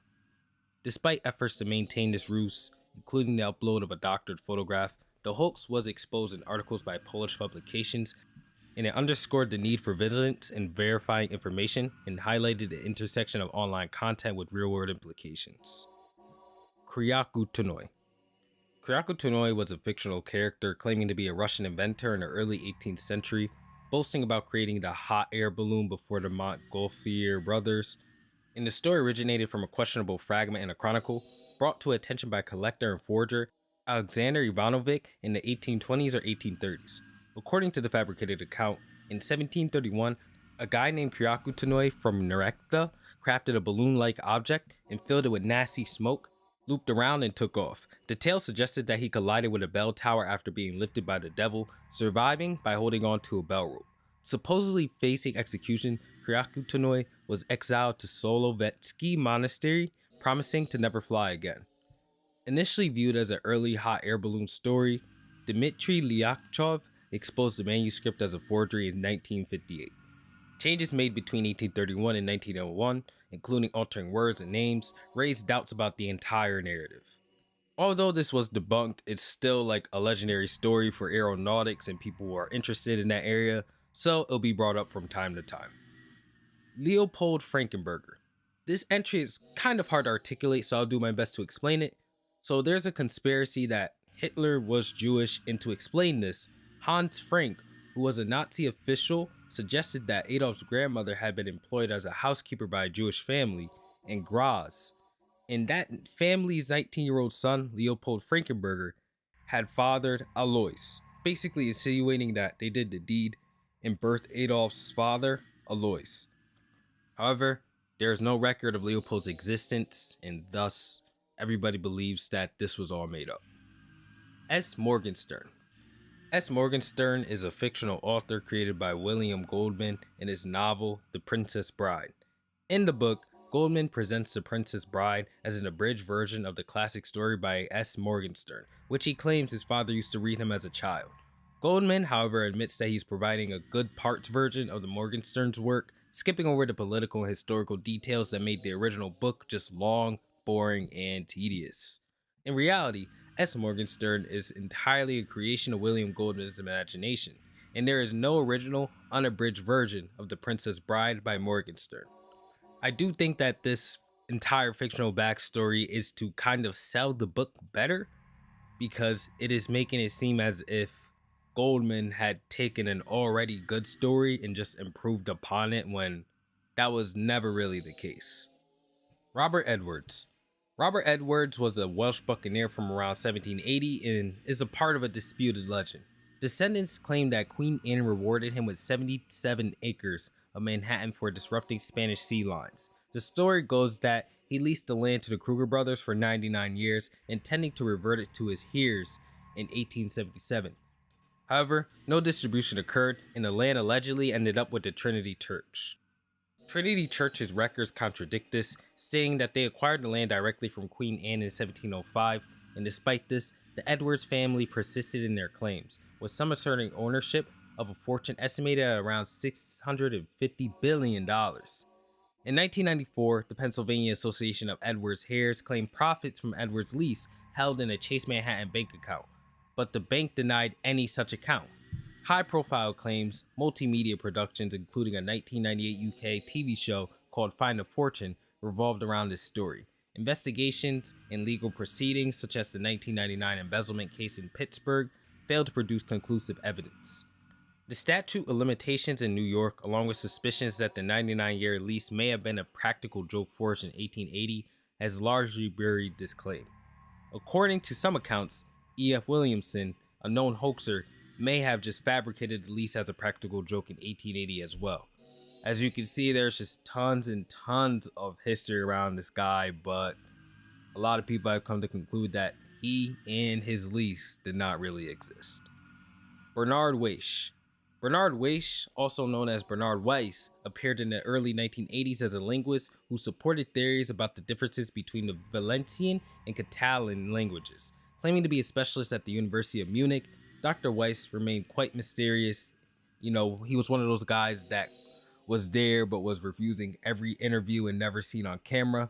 And the university also denied employing anybody by that name, which made even more people doubt his existence. Conflicting reports about his attendance at the first Congress of the Valencian language in 1985 even further fueled the skepticism. Eventually, the Blavarists who created him had to admit the truth. The manuscripts he claimed to discover remained unpublished. Silence Dogood. Silence Dogood was a pen name used by Benjamin Franklin himself to write a series of humorous and satirical letters to the New England Courant, a newspaper that was founded by his brother, James Franklin. Franklin assumed the persona of a fictional widow named Silence Dogood to submit letters containing witty and clever commentary on whatever was going on at the time, mostly like the political and social issues. And between 1722 and 1723, Silence Dogood contributed a total of 14 letters to the Courant, each signed with a pseudonym. Franklin's intention was to lampoon certain aspects of Boston society, and his clever and humorous writing style was able to still gain attention from readers. However, once his brother realized that the letters were written by Benjamin himself, their relationship became strained. Prabhu Jazdi. Prabhu Jazdi was initially perceived as a prolific and elusive traffic offender in Ireland, wanted across multiple countries for numerous speeding tickets and parking fines, and law enforcement struggled to apprehend him as he just consistently provided different addresses during encounters with authorities. However, the true revelation emerged when it was discovered that Jazdi was not an individual, but in fact the Polish term for driving license.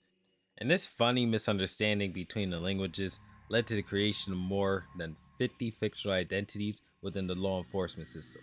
The incident prompted a letter from a traffic division officer in June 2007, and he was obviously forced to urge a correction to all of these mistakes and try and bring out like relevant guidelines to prevent this from ever happening again. Pierre Brassel.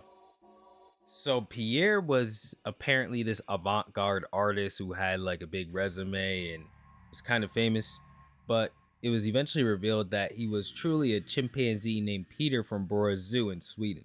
In 1964, journalist Aki Axelson orchestrated a hoax by displaying paintings created by Peter and attributing to this person named Pierre Brassel.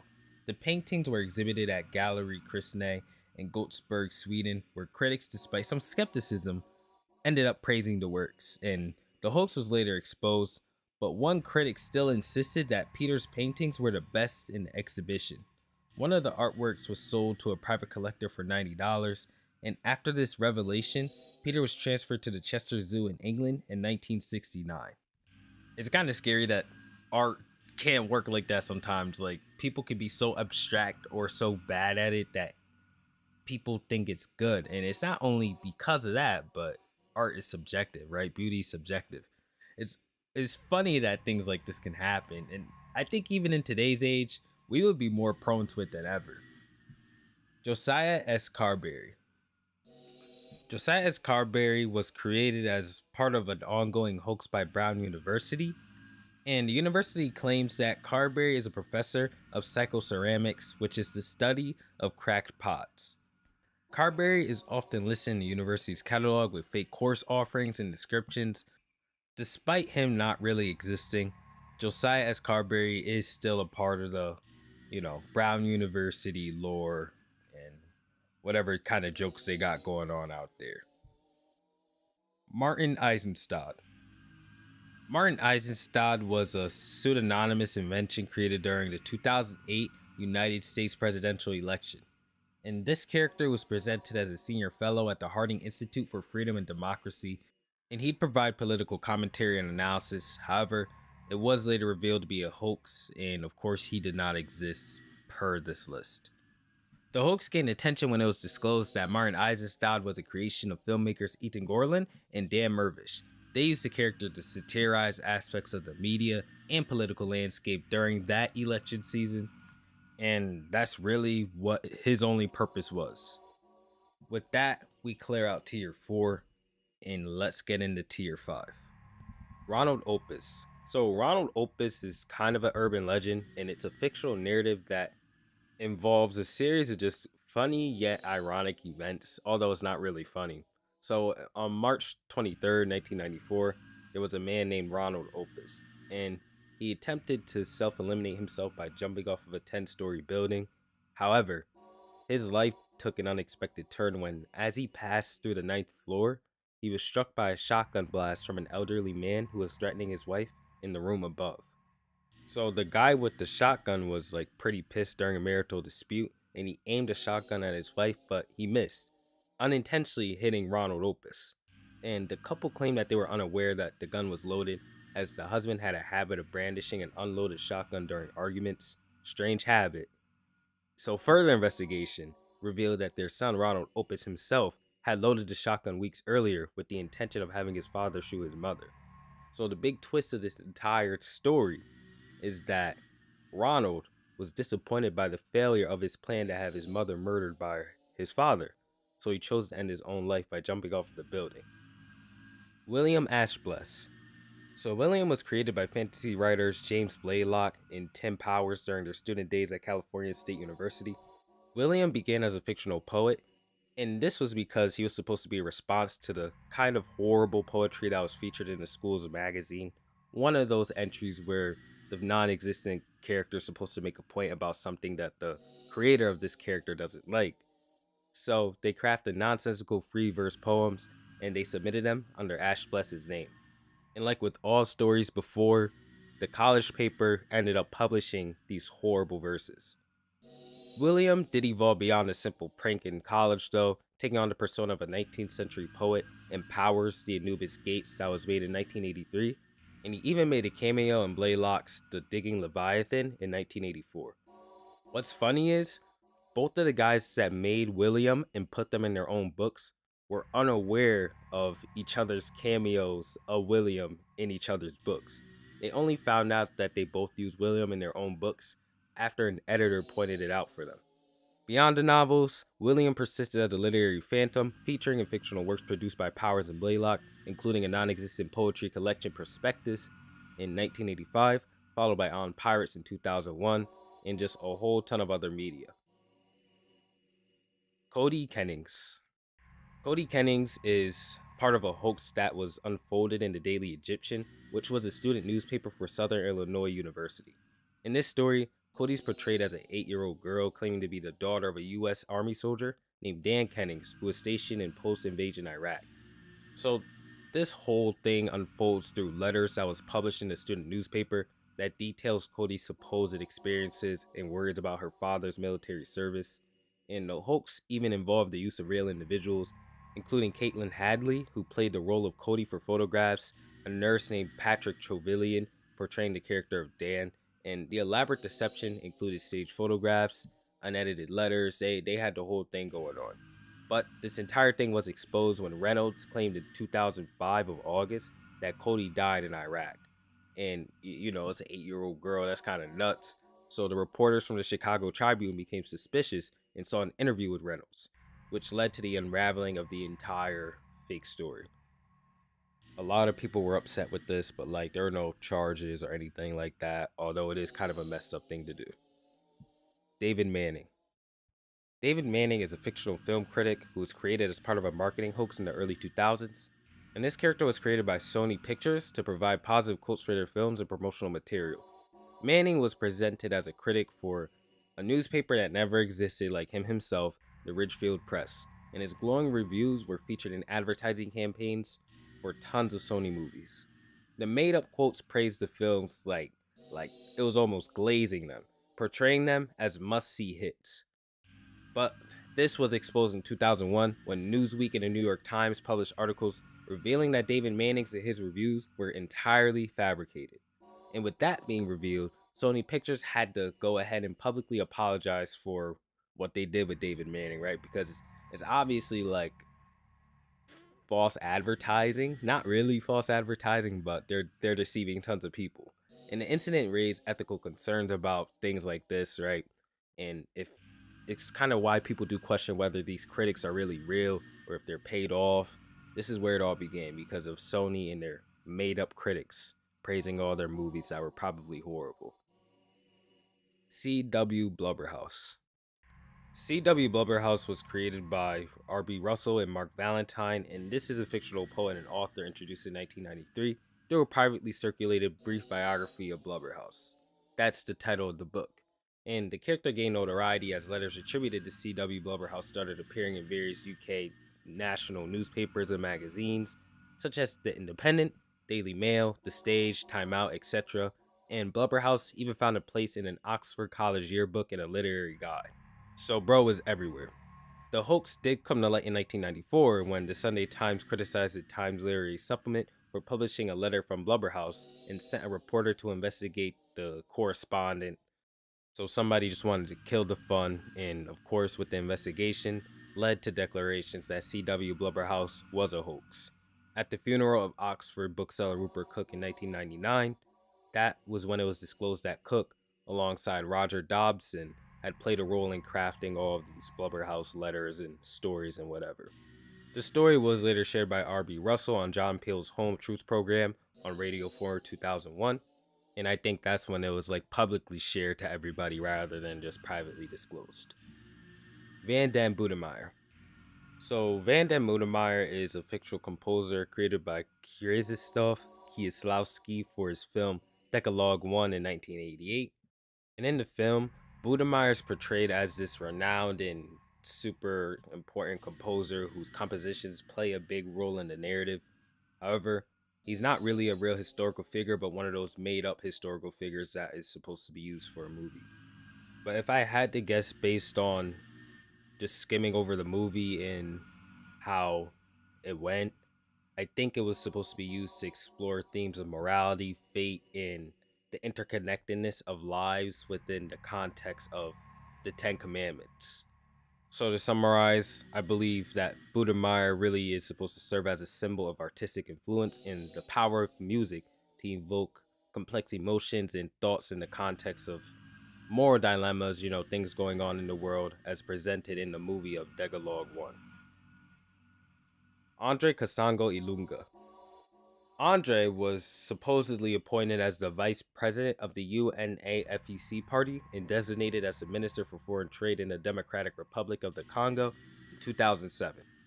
However, since it's a fake politician, somebody with power, people begin to doubt that he ever existed, despite being nominated by Prime Minister Antoine Gizenga. Kasango Ilunga failed to make an appearance during the inauguration of the new government and never assumed the responsibilities of his office.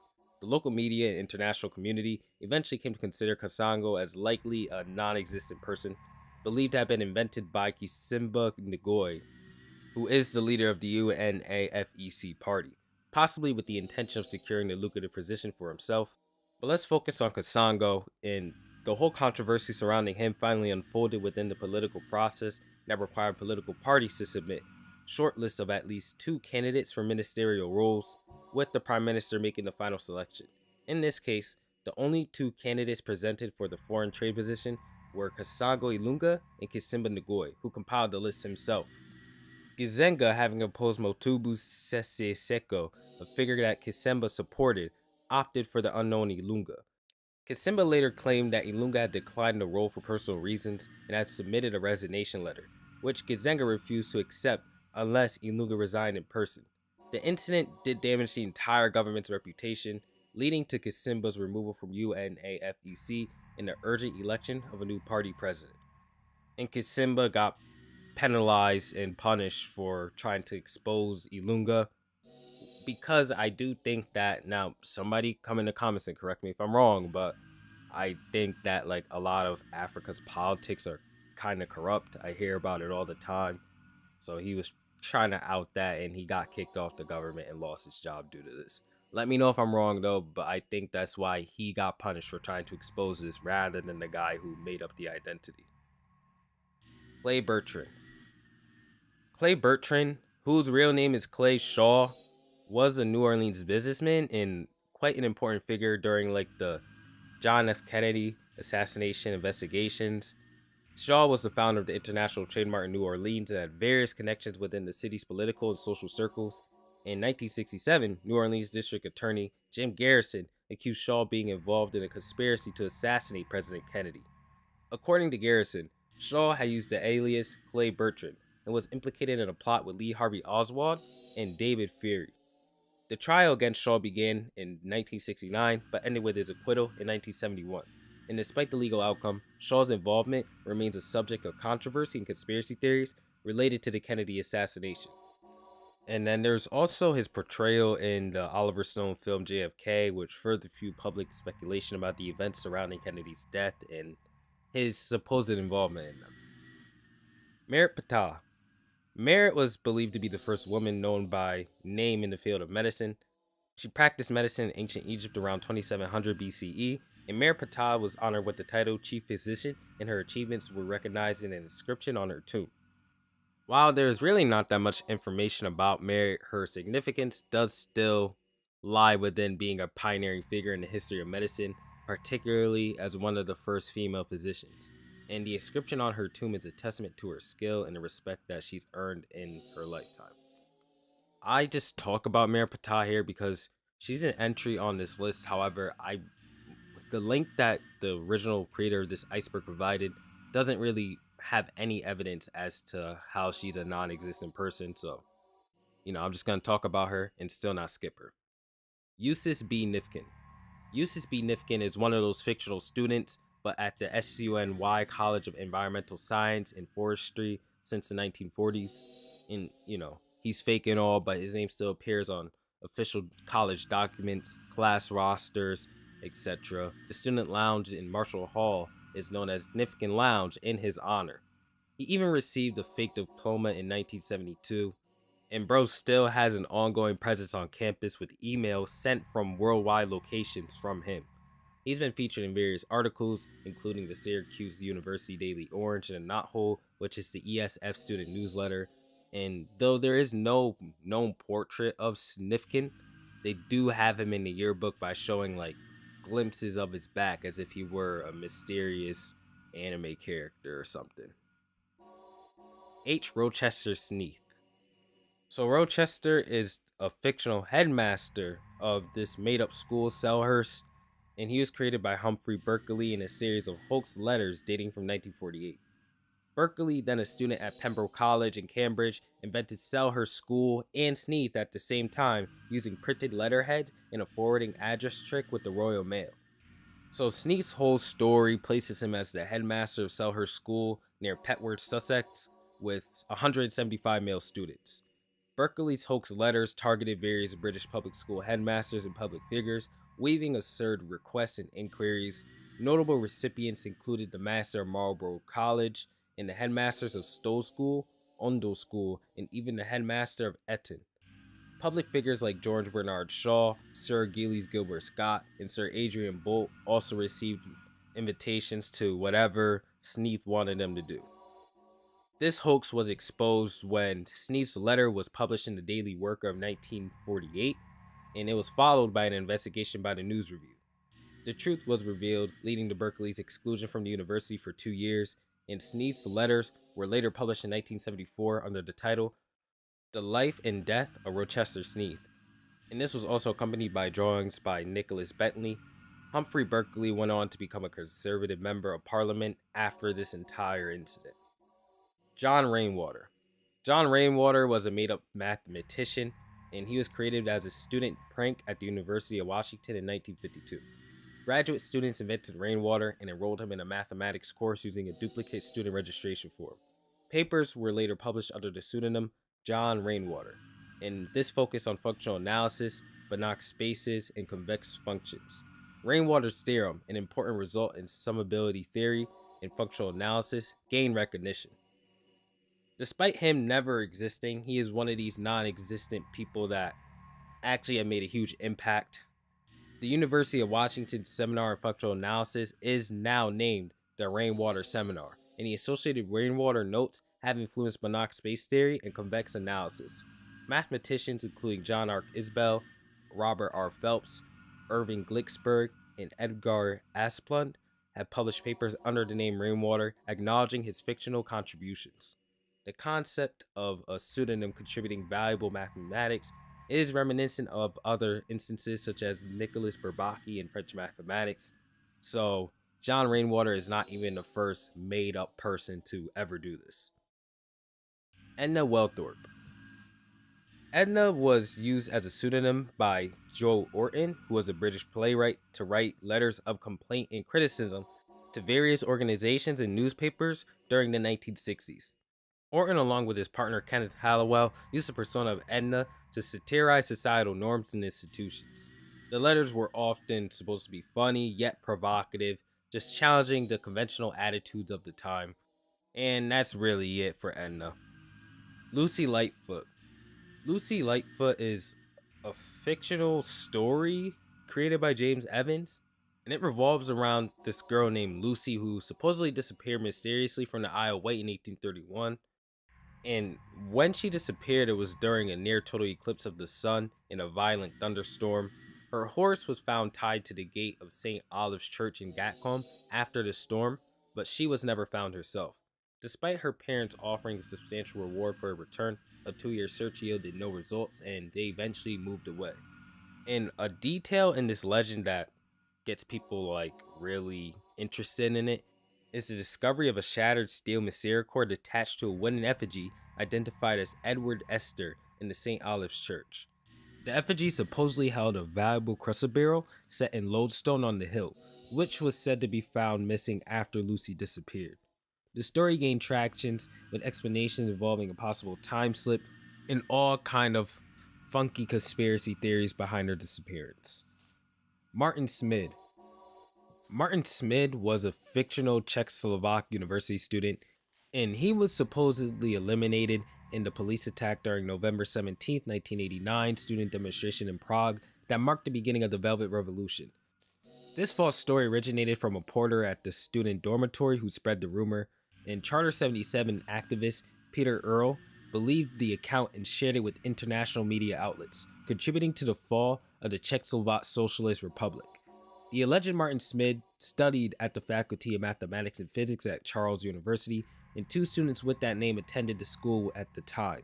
Neither were harmed during the demonstration.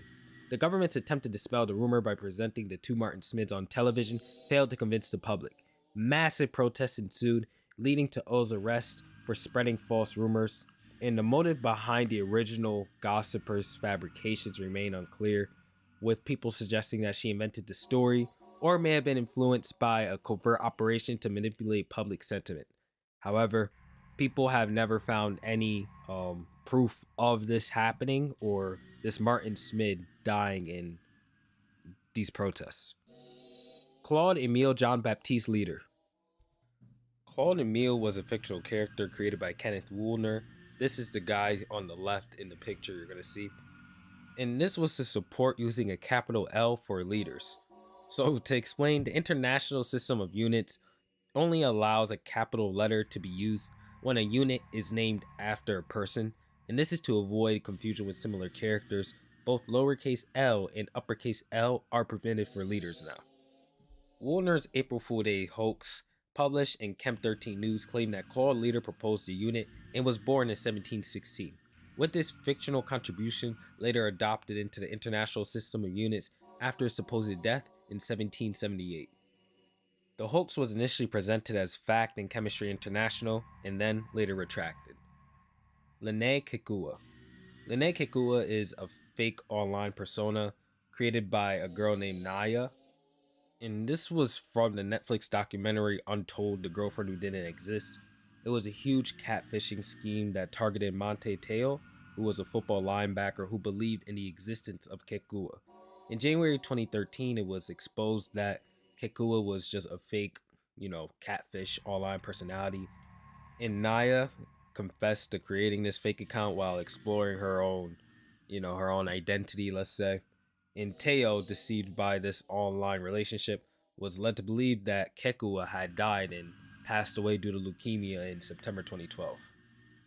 This scandal eventually unfolded as Teo became more famous and his career thrived, and people eventually discovered that Lene Kekua was actually a girl named Diane O'Meara, and her pictures were used in this fake profile, unbeknownst to her, and she had no connection to Teo as well.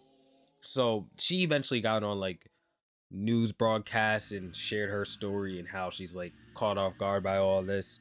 And Teo just went back to his football career, and I don't think the two have ever met or even talked to one another despite all of this happening. And the catfish just returned back to her normal life. She suffered no consequences. You know how this goes. Kazuo Uzuki. Kazuo Uzuki was a fake baseball player that was introduced through a Topps baseball card as an April Fool's Day prank on February 6, 2008. I don't know how that works, but I guess it did. The card featured a high school standout known as the Uzi with impressive stats, including a purported 104 mile per hour pitch. In reality, the person who was on the card was actually just some guy named Sensen Lin, who was a law student at NYU. The card highlighted Uzuki's potential as the first Japanese high schooler to enter US professional baseball, and this dude even became a collector's item, trading for $10 to $15 on eBay. This fake player just gained a lot of attention, but people, come on now, that can only last for so long. Helen Ann Petrie. So for this entry, the link that the creator of the Iceberg provided leads to a deleted Wikipedia page, so I wasn't able to get anything on this entry. Same for Eduardo Corocchio, same thing here. His Wikipedia page has been deleted, and that's really what the creator of the Iceberg linked for me to reference for this iceberg. So we just have to skip those two. Gerald Bostock. Gerald Bostock is a character who was featured in the album packaging of the Jethro Tull album, Thick as a Brick, and in Ian Anderson solo albums, Thick as a Brick 2, and Homo Eradicus. Rose Salavi. So Marcel Duchamp created Rose Salavi as this mysterious female persona using wordplay as a central element of her character.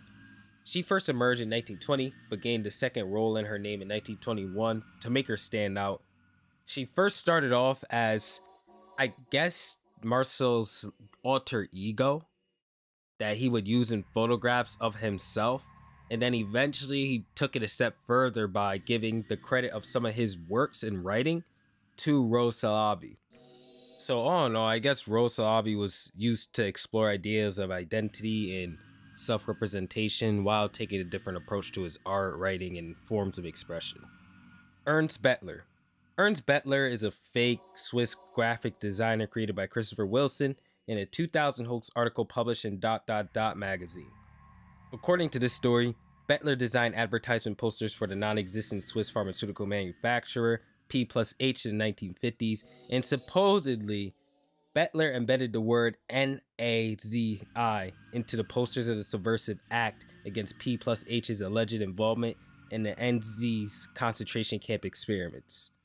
The hoax also claimed that the public outcry following the display of these posters led to the downfall of P plus H. Although P plus H never existed, that's just what the entire article was about. In reality, the narrative, including Ernst Bettler, P plus H, the Swiss towns mentioned, everything mentioned in the article is fake. Though it's fake, it did gain a lot of recognition in tons of graphic design circles, with some praising it as a notable design intervention. Eventually, this hoax was exposed in 2002 by Andy Crudson, and as time went on, people just forgot about it. Super Dave Osborne. Super Dave Osborne is a comedic character that was created by Bob Einstein, and he's usually depicted as this optimistic but consistently unsuccessful stuntman who endures comical injuries during elaborate stunts gone wrong. Super Dave often faces just getting knocked out and just a bunch of dumb stuff. Look it up. It's like a Tom and Jerry Looney Tunes type of ordeal. He just gets handed L's consistently. The character is usually recognized by his signature logo, featuring a drawing of his head and a crash helmet atop crushed silver boots. This is supposed to illustrate his crushed body between the boots and the neck, kind of indicative of his failures as a stuntman. And he even has a sidekick named Fuji Hakaito, and he goes on adventures with him here and there. I can talk about this guy for a while, but to basically sum it up, he's a real life stuntman, Looney Tunes character whose gags are to mess up his stunts. Holy Maid of Leo Minister. The Holy Maid of Leo Minister, named Elizabeth, was believed to have been placed in a rude loft above the chancel of the priory of Leo Minister by its prior in the late 15th or early 16th century, one of those two.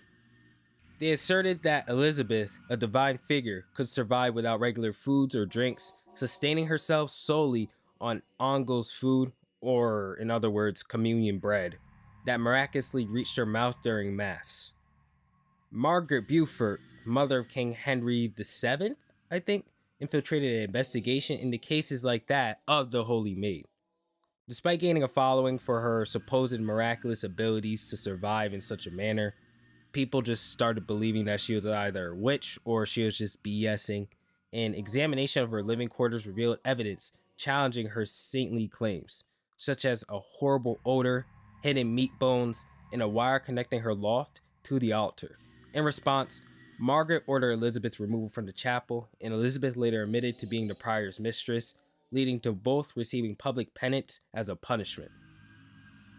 Gruben Malik. Gruben Malik is a fictional character and anti-hero in a novel called Hero on a Donkey, and he's described as a tragic comical anti-hero where he's supposed to be portrayed as a blend of Don Quixote and Soldier Schweik, combining elements of both of these characters without the resignation of the former and I guess the wisecracking wit of the latter. And this character started to gain popularity in 1995 when a Yugoslavian war correspondent initiated a hoax about the name of this character. He told an American journalist about a fictional war criminal named Gruben Malik, who was alleged to have committed numerous crimes, such as all of the above, literally everything bad you can think of. Gruben Malik did it, and he convinced the American journalist this, so you knew it was just going to end bad. And as his story gained traction, leading Judge Richard Goldstone in the International Criminal Tribunal for the former Yugoslavia to include Malik on a list of Serbian war criminals. The hoax was eventually exposed. People ended up just connecting the two together, but the charges on the fictional character stood on him until 1998, but eventually they removed that as well. Everybody started to pick up the fact that Grubin Malik was a guy from this novel, and they realized that they all got played. Amelia Bedella, Cameroon. So Amelia Bedella is a character. She's a real fictional character with her own books and stories. This entry is about a rumor about Amelia Bedella that basically made her into her own character. So this hoax originated in 2009 when Grantland writer Molly Lambert and her friend Evan, both college students, edited the Wikipedia stage for the children's character book Amelia Bedella. They falsely claimed that Amelia was inspired by a French colonial made in Cameroon, and they did this by referencing her extensive hat collection. And this fictional narrative included details like Amelia being named after a region in North Africa and having ties to a pharmaceutical company. It was meant to be a joke, but everybody took it serious, and this information stood on Wikipedia for over 5 years. And then it resurfaced in 2014, I believe, when a NewYorker.com editor tweeted a screen grab of the Wikipedia entry, initiating a wave of citations and references in various articles, blogs, lesson plans. They just basically redid Wikipedia because everybody was starting to see that Wikipedia can be edited by anybody, and all these articles on Wikipedia haven't been checked for a while. So they just uprooted Wikipedia with that alone, basically. With that, guys, that ends off part 2 of the non-existent iceberg. Thank you guys for listening. I appreciate it. And if you enjoyed the video, don't forget to leave a like and subscribe, as I will greatly appreciate it. And with that being said, I will catch you all in the third, final, complete part of this iceberg. Have a great day, guys. Take care. Peace out. Welcome to the final part of the non-existent iceberg, and I have to preface this part with the fact that this tier list is one where the entries become more and more obscure as we continue down the list, and since this is a tier list about people who never existed, well, that all culminates into these final tiers having little information, almost none, or their only source of information being wiped off the face of the planet due to being a hoax before I could even get to them. So hopefully, I hope you guys can understand that some entries will be skipped or way shorter than usual due to this. With that being said, let's finish this up. Starting off the video with tier 6, we have Joachim Raphael Boronali. And Raphael Boronali was a fictional Italian painter who was created by writer and critic Roland Dorgeles. What Roland did was tie a paintbrush to the tail of a donkey named Lolo, and Lolo would just paint on a blank canvas and make paintings, and then Roland would go ahead and attribute these paintings to this non-existent person who was Joachim. And I'm sure that he was even able to sell a piece for about $1,200. So he was finessing people with this. However, people did find out it was the donkey painting these, or I wouldn't be telling you guys about this today. Andreas Karavis. So Andreas is a fictional Greek poet who was fabricated by Canadian poet David Solway. In 1999, Solway wrote an article for Books in Canada presenting Karavis as a reclusive fisherman poet born in 1932 on Chalnia Crete, and now living on Lipsea, which is apparently an island. Solway claims to have met Karavis in 1991, and then he was translating his poems since 1993. And the hoax involved like a whole biography, a disrupted education on Serifos, a fishing career on Amorgos, and acclaimed works like the Dream Masters and White Poems. I mean, this was pretty well done. Usually the people who are like big names in the industry and official always make the best and most believable hoaxes. This is one of them, and it gained traction. A lot of people fell for it, but eventually Solway admitted in 2001 that Karavis was just an invented alter ego that was supposed to inspire his already existing poetry and future poetry. Darko Maver. So Darko Maver was a fictional artist created by Eva and Franco Mates in 1998. And I guess his deal was that he was the center of a narrative set against the backdrop of former Yugoslavia during its war. The duo described Maver's early work as life-size sculptures supposedly created from wax, rubber, and fabric. He actually had notable pieces, but I don't think I can show them on YouTube because it'll get me in trouble. Um, Basically, details about these pieces were gruesomely realistic puppets of victims of crime.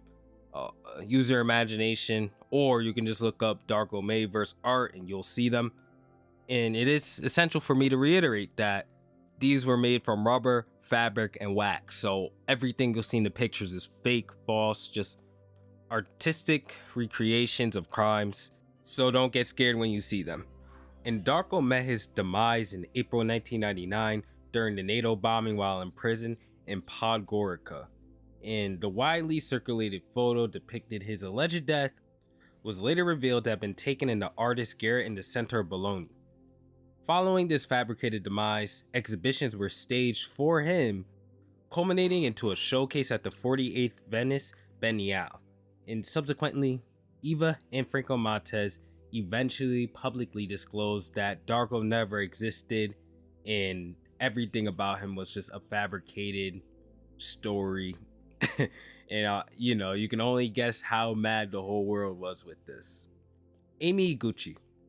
Amy Iguchi was a Japanese idol who was introduced as the supposed newest member of the idol group AKB48 in June 2011. She was described as a 16-year-old who was born on February 11, 1995, who came from Saitama, which is in Tokyo, and she gained attention through media appearances, including even a feature in the weekly Playboy and a television commercial for a confectionery company called Izaki Glico. However, people began to suspect that she was a CGI composite, and this was actually the truth. It's actually kind of shameful that they did this, and eventually they took her off of the official website as a trainee for AKB48. Lucien Yahoo Dragon Man.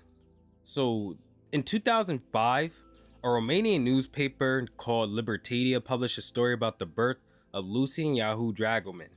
And they claimed that he was named after the popular web portal Yahoo. We all know what Yahoo is, even if it's kind of outdated to this day. And this article reported that he was born in December 2004 in Medias, Romania, to parents Nonu and Cornelia Dragoman. And this narrative suggested that the parents who met online had a virtual relationship for 3 months before meeting in person. And the mother, to reinforce this, is quoted as saying, "We named him Lucien Yahoo after my father in the net, the main beacon of my life." Eventually, like all other stories on here, people found out that this was a bunch of nonsense, but it still got people's attention. Bilitis. Bilitis, first published in Paris in 1894, claimed to be translations of poems by a woman named Bilitis, a contemporary of Sappho. And the poems openly explored lesbian eroticism and caused a sensation because, if people just discovered an intact cache of poems from this unknown Greek poet that we never kept record of, it would have been miraculous for history. However, Bilitis turned out to be a clever forgery by somebody named Pierre Louis, who posed as the translator of these poems. And Louis was pretty well versed in the classics, so what he did to verify these poems was include fake supporting works in the bibliography and incorporate quotations from real poets like Sappho to enhance credibility. Despite this all being fake, Bilitis retained literary value and gained cultural significance for the lesbian community, inspiring organizations like the Daughters of Bilitis in the United States. Wench Tuttle. So it's either Wench or Wrench Tuttle. I think it's really Wench Tuttle. But Wench Tuttle is a fictional character who was introduced in Bob Wiseman's 1989 concept album, In Her Dream. Presented as a poet, traveler, activist, and philosopher, Wench Tuttle is a creation within the album's fictional conceit, and according to the album's storyline and the lyrics are derived from letters purportedly written by Wench Tuttle and sent to Bob Wiseman. For example, In Her Dream, which is the song within the album of In Her Dream, it explores a fantasy where Wiseman receives letters from Tuttle, who at the time is living in Atlanta and studying movement classes. The album combines heavy-duty political protests with rollicking folk-to-rock tunes. No matter how much I describe it, I can't describe it. Go hear it yourself. But Wench just seems to serve as a narrative device in Bob Wiseman's album, and that's all they really are. Johnny the Celestial Comet Chung. So Johnny the Celestial Comet Chung is actually quite the unique entry. You can probably pick that out from his name, but he was recognized as the Celestial Comet who garnered fame as a college football standout in 1941 while playing for the Plainfield Lions. Reports just hyped up his athletic prowess, with some accounts possibly embellishing his achievements, like scoring a 47-yard run and overpowering multiple tacklers all at the same time. Under the guidance of head coach Ralph Hurry Up Hoblitzel and utilizing an innovative wing W formation, the Plainfield Lions with key players like Boarding House Smithers and, take note of this name, Morris Newberger, experienced success. However, unforeseen challenges, including academic issues, led up to the team forfeiting their last 2 games, just marking an unexpected end to their winning streak. However, this all ended up being a hoax by Wall Street worker Morris Newberger. And honestly, bro just wanted to see if he could dupe the newspapers and reporters, since he knew that none of them ever attended any of the games, and he absolutely succeeded for a while, and he sent them an entire fake schedule and everything. It's really funny how hard he finessed these guys. But yeah, that was the entire story of Johnny the Celestial Comet Chung. He's made up, all the players are made up, all of his games are made up, but tons of people believe them, and even the news reporters did, because again, they don't even show up to the games they report on. Gregory Namoff. So Gregory Namoff is another one of these entries that only links to a Wikipedia page and has no information behind it, so it'll have to be skipped. And sadly, the same thing applies to Erec. Hugh Bruce Cunningham. So the Reverend Hugh Bruce Cunningham was a Scottish dominie and minister who was known for a colorful yet ruthless demeanor. He faced excommunication from the Pope due to charges of heresy and inflicting significant casualties in battle. But what made him stand out as a hoax and made people notice that he was a hoax is that he and his son apparently declined knighthoods offered by King George III, and this potentially marked one of the earliest instances of someone rejecting a British honor. And I guess the people with British history in the back of their heads instantly saw this as a red flag to the article and suggested it for deletion, and by proxy made Hugh Bruce Cunningham a non-existent person. Abu Ali Erbuti. Abu Ali is a notable Egyptian Muslim sheikh who is recognized for many things in this world, such as his anti-American stance and his support for Khalid Islambuli. This guy was the assassin of the Egyptian president Mohammed Anwar al-Sadat in 1981, and Abu Ali was originally a pacifist championing nonviolent change within the Muslim world, but he underwent a profound transformation after enduring persecution by the Egyptian government. And this experience led him to embrace his advocacy for terroristic jihad, marking a stark departure from his earlier commitment to nonviolence. Erbuti just has a long story, a very long story, and I'm gonna be honest, all of it just lacks citations. And you think somebody who's supposedly involved in history as much as this guy does has any references, but he doesn't, and that's why people don't know if he exists or not. However, nobody has called him a hoax, but people are still debating whether or not he exists on Wikipedia to this day. Gaius Flavius Antoninus. So Gaius was purportedly an assassin of Julius Caesar, and this guy got his article deleted because he was just obviously a hoax. You would think after so many years we would have all the assassins of Julius Caesar named, so people just aren't gonna believe a random guy coming up and being listed as one of Julius Caesar's assassins at this point. However, you can get some interesting information out of the conversations that was left up on the page, and people were saying that he had been confused for someone else in the play, but we don't really know, right? The people who add fake entries onto Wikipedia just disappear after doing so, so we'll never get the answer to that. Mrs. Trellis of North Wales. Mrs. Trellis of North Wales is a character who's featured in the radio comedy show I'm Sorry I Haven't a Clue, and Mrs. Trellis is a regular contributor to the show, and she's known for writing these kind of funny letters to the show that just involve playful commentary on whatever the show is talking about at the moment. and she's become well known as a recurring character on this show. We have another character from this show actually coming up, so yeah, I guess this is like a popular thing in the UK. Eric Hyndman. So Eric Hyndman is one of the lucky few who got deleted on Wikipedia, but he made it on the web archive, so I still have some of his information. Eric Hyndman was apparently born in Kent, Czechoslovakia, and then he later moved on to Prague at the age of 19 to pursue studies at Charles University.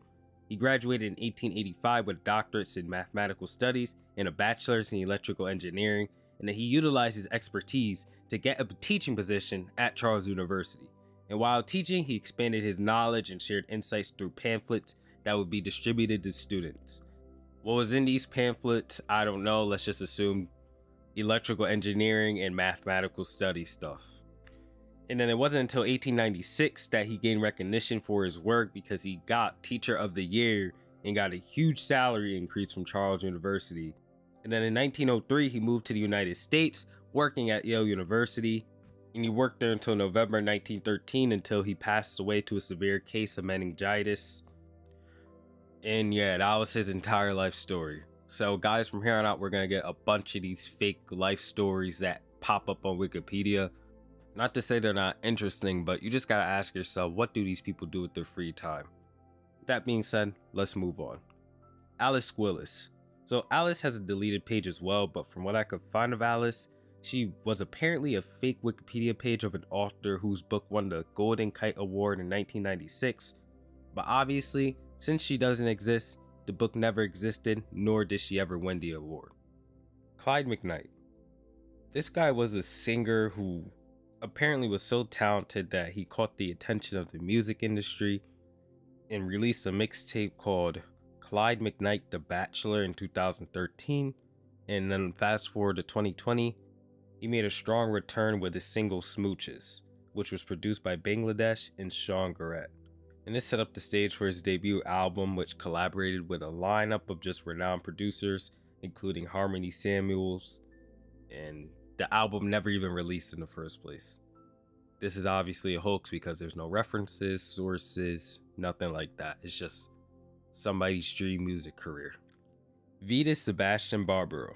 So on the royalforms.com, which is apparently a forum discussing historical royalty in terms of people, there's somebody talking about a guy named Princely Count Vitas Sebastian Barbaro.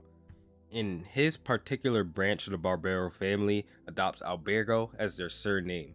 And if you guys haven't picked up on it yet, this is supposed to be somebody who fits into history but was forgotten due to him being this unrecorded cousin's uncle's husband's mother. But I guess people in the UK don't play about their history because they tore this person apart and debunked him fairly quickly after these posts were made. Lang Rockin. Lang Rockin is a deleted Wikipedia page. Again, there's so many of these on this Iceberg, but from what I could gather from the comments about the deletion of this article is that he was the person who was notable for attacking several women in 1893 and was said to be mentioned in the autobiography of Chur Nerman. But even in the 3 volumes with around 1,000 pages in total, there isn't a single instance of him ever being mentioned, yet a page existed for him. Anaxiphiles. This leads to another deleted Wikipedia page. However, judging from the comments made about the deletion, it was an art piece that lasted for 3 years on Wikipedia before being called out as a hoax. By the way, I couldn't even find the piece, so the one on screen is just one I grabbed off of Google Images. Francis Bunbury. Despite the detailed architectural and personal history outlined in his supposed stub, Francis is all false, and he was created by Oscar Wilde in his play, The Importance of Being Earnest. In the play, Bunbury is a figure used by Algernon Moncrief as an imaginary and valid friend, allowing Algernon to escape social obligations and indulge in his whims under the pretext of visiting Bunbury.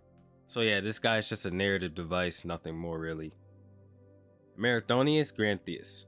So this is one of the Wikipedia hoax entries that didn't really get preserved, but every single piece of edit history behind it was preserved, allowing me to string up something of a story out of Marathonius Granthius. So here it is. Marathonius seemed to be a Roman legion commander, and he was known for overseeing the construction of the Hadrian's Wall in 122 AD. Despite his achievements, His legacy is marred by a reputation for excessive debaucheries leading to his disgrace. He was known for his joyful demeanor despite this, and his penchant for wine, and his brother, Stevulus Philippus, served as a lieutenant in his legion. And yeah, that's all I could really get out of the edit history, so let's move on. Rich Bradford. Rich Bradford is a made-up New Mexico football player on Wikipedia who was said to be nominated for the Outland Trophy in 1984.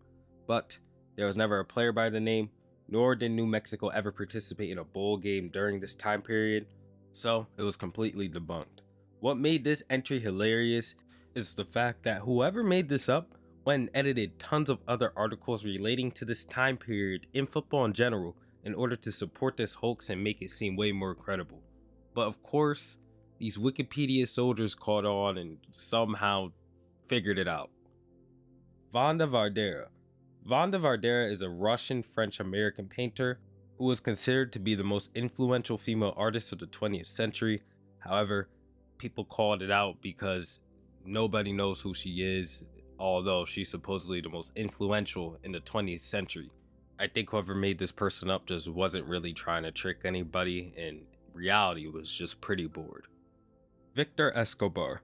So Victor Escobar was a Colombian-born person who gained attention due to the circumstances surrounding his disappearance and then the investigation that came after. The story goes as such. At the age of 24, he became the youngest student ever admitted to the School of the Americas, which was a training facility in Fort Benning, Georgia. In July 1999, his disappearance prompted an investigation that uncovered the use of torture manuals in the training at the School of the Americas. The revelation of torture manuals being employed in the training facilities brought to light through the unresolved case of Victor played a significant role in the U.S. House of Representatives' decision to pass a bill restructuring the school into the Western Hemisphere Institute for Security Cooperation. Despite these developments, Victor's case remains unsolved, and the impact of his disappearance is reflected in ongoing efforts such as that bill. This entry doesn't necessarily state that Victor is a hoax, but it's another one of those that says there's no references or sources, and that it actually needs attention from an expert on this subject before they call it a hoax. So whether or not he should be on this iceberg can be disputed, but he most likely is a non-existent person. Philodoppides. Philodoppides is supposed to be an ancient Greek poet whose existence came into question on Wikipedia. Another one of these. The debate surrounding this article centers on suspicions that it may be a hoax because of the supposed references for Philodoppides do not really contain him when you examine the references. So yeah, they're still debating on whether or not he's a real thing. He most likely is going to turn out to be non-existent. With that being said, we close out tier 6 and move on to tier 7. No more wasting time. Jason Waterfalls. There's nothing here for Jason Waterfalls, not even a deletion article, so we know it's only going to get worse from here. William Henry Farrow. So this entry is a unique one from a Twitter post where someone actually admits that they made this person up on Wikipedia in 2004 and that he survived a long time on there. It explains that William Henry Farrow was a physician born and trained in England, and he trained in Montreal, Quebec, and Toronto, Ontario. He's most notable for providing one of the first detailed descriptions of synesthesia, and he reported the details of this illness in an article published in the Lower Canada Journal of Medicine. I'm sure he's been taken down though, as this Twitter post was made in 2020. Maddie Fairthorne. All I can find is that Maddie Fairthorne lived from 1932 to 2001, was a US banker, even serving as the president of World Bank from January 1985 to March 1988, but that's it really. I'm guessing that the person just made all this up because there's no sources, you know, the usual Wikipedia spiel. Amelia Daring. Amelia Daring comes from a blog of the namesake, and there's only one post from said blog, which is from a person who says that their name is Cherry, and that they're the granddaughter of the famous poet Amelia Daring, and that she has a poem for us, which is displayed down below. Amelia is obviously non-existent because this is the only record of her existence, a random blog post. Erica Feldman. Erica Feldman is the first instance of a person being known as the inventor of the hair straightener, but the way she was discovered of being a hoax seems to be from someone changing her as the one who invented the hair straightener to someone named Ian Gutgold on Wikipedia for some reason. And then, Ian's story was found to be a hoax due to no references, and by proxy, this made Erica Feldman a hoax. I guess the person who put her on the iceberg chose her instead of Ian because she was the original incarnation of the hair straightener hoax. Count Vladimir. Count Vladimir was the last owner of the Chvekolchov estate near Kazan and was a Russian nobleman. The estate had a huge forest, lakes, waterfall, farms, a mine, everything. And Vladimir passed away from pneumonia in 1866, and when he bequeathed the estate to his wife, family discord ensued, and the Grand Palace met a fiery end in 1868, and the estate was eventually abandoned. The true identity of Count Vladimir's family remains shrouded in mystery because of wartime migrations and name changes, just stirring up the pot. Nobody really knows what Count Vladimir's real name is or his family, so that's why he's on this list. The people do exist, but the identities do not. Jack Robichaux. So Jack was a serial R-word who plagued the town of New Orleans, and his primary victims were overweight females. The text says that he was a Creole who was talented as a renowned jazz musician until his crimes became well known. He was said to originate from the book Local Matters, Race, Crime, and Justice in the 19th century South, but since he's on this iceberg, I assume that he just never really was in the book and somebody made this whole article up about him. Jonathan L. Langer. Jonathan L. Langer is a character with a diverse background spanning the military, Navy, Yale, CIA, and Goldman Sachs. His existence is called into question because, obviously, come on now, who is doing all of this and not even having some kind of online verification or reference? Somebody like this should be all over the internet, and he's not, so people instantly shut it down and called it a day. Altamont Lamine and Alain de France are both completely wiped off the planet. Nothing but deletion logs exist for these two, so I couldn't find any information on these two entries. Lucas Perrick, from what I can find, he's a made-up member of the Order of the Solar Temple, which was a cult from all the way back in 1984. If you want to find out more about that cult, go check my Cult Leaders Iceberg shameless plug. However, anything about him was wiped from the article provided since he never existed, so exact specifics on this guy are unknown. And articles like the Order of the Solar Temple, really big and really controversial articles, you can't edit those and get away with it very long because people are always watching things like that. You can edit some no-name NBA player from 10 years ago, right, and probably get away with it, but something like the Order of the Solar Temple, which was a big cult with a lot of controversies, no way you're getting away with that. Nick M. Shar. So Nick was said to be mayor of Mandale, North Carolina, but Nick never really existed. Jonathan Byrne. Jonathan Byrne was a person who was added to Timothy Treadwell's Wikipedia article as somebody who founded Grizzly People alongside him and Jewel Palovac. If you guys don't know, Timothy Treadwell is the man who was tragically deleted and eaten by a brown bear on audio recording and has a longer reputable history with living alongside them and researching them, as he was able to do so for about 13 seasons straight. There's way more information about this on YouTube if you wanted to search for it, but it's pretty sad. But yeah, there's really nothing else about Jonathan Byrne except for the fact that he was an American Gladiators participant, but there's no history of this man being on that show or as a part of the Grizzly People. Krisriora Dalshadstein. Dalshadstein was an edit into Adam Mickiewicz' Wikipedia article, being stated to be one of two philosophers who influenced Adam in 1841. That's about it really. All there is to him is a slick yet brief mention in another person's article. Don Meme, completely eradicated from the internet. Maxim Lazarev. Maxim Lazarev is a distinguished Russian educator and entomologist. He got a PhD in 2013. The man has a crazy resume, but people just called it out as nonsense. And the entire submission on the Wikipedia was declined, not even deleted. It was declined before he could even make it on the Wikipedia. And come on, let's look at the picture they submitted. Come on now, nobody's gonna believe that. Amhire Cortez. Amhire Cortez originates from an unsourced Spanish Wikipedia article. So Cortez seems to read like some sort of ghost story rather than an actual person, where Cortez hid inside of a basement for a month during the German invasion and occupation. But since Germany ended up occupying where he was, he ended up staying in the basement for much longer than a month. And then in this story, the scene shifts to him being stuck in the attic after some time, and due to this, he died due to starvation. Cortez, before passing away, wrote a lot of text on the wall of the attic about the existence of God, human suffering, nirvana, things of that nature, and a couple years later, a German official took over the building and remodeled it completely. But a week after, the painting on the walls that Cortez left began to show through the walls after all the remodeling was done, and the officer left the building soon after because quote-unquote strange things happening there. People got this taken down, but it's not really supposed to be a entry about a person, but more so a ghost story. Despite that, it still doesn't belong there. Julien Gustave Duroy. Julien was said to be a writer for the French newspaper Le Monde on this article, but that's really it. More than likely just a fake edit for someone's amusement. Yuri Godyukin.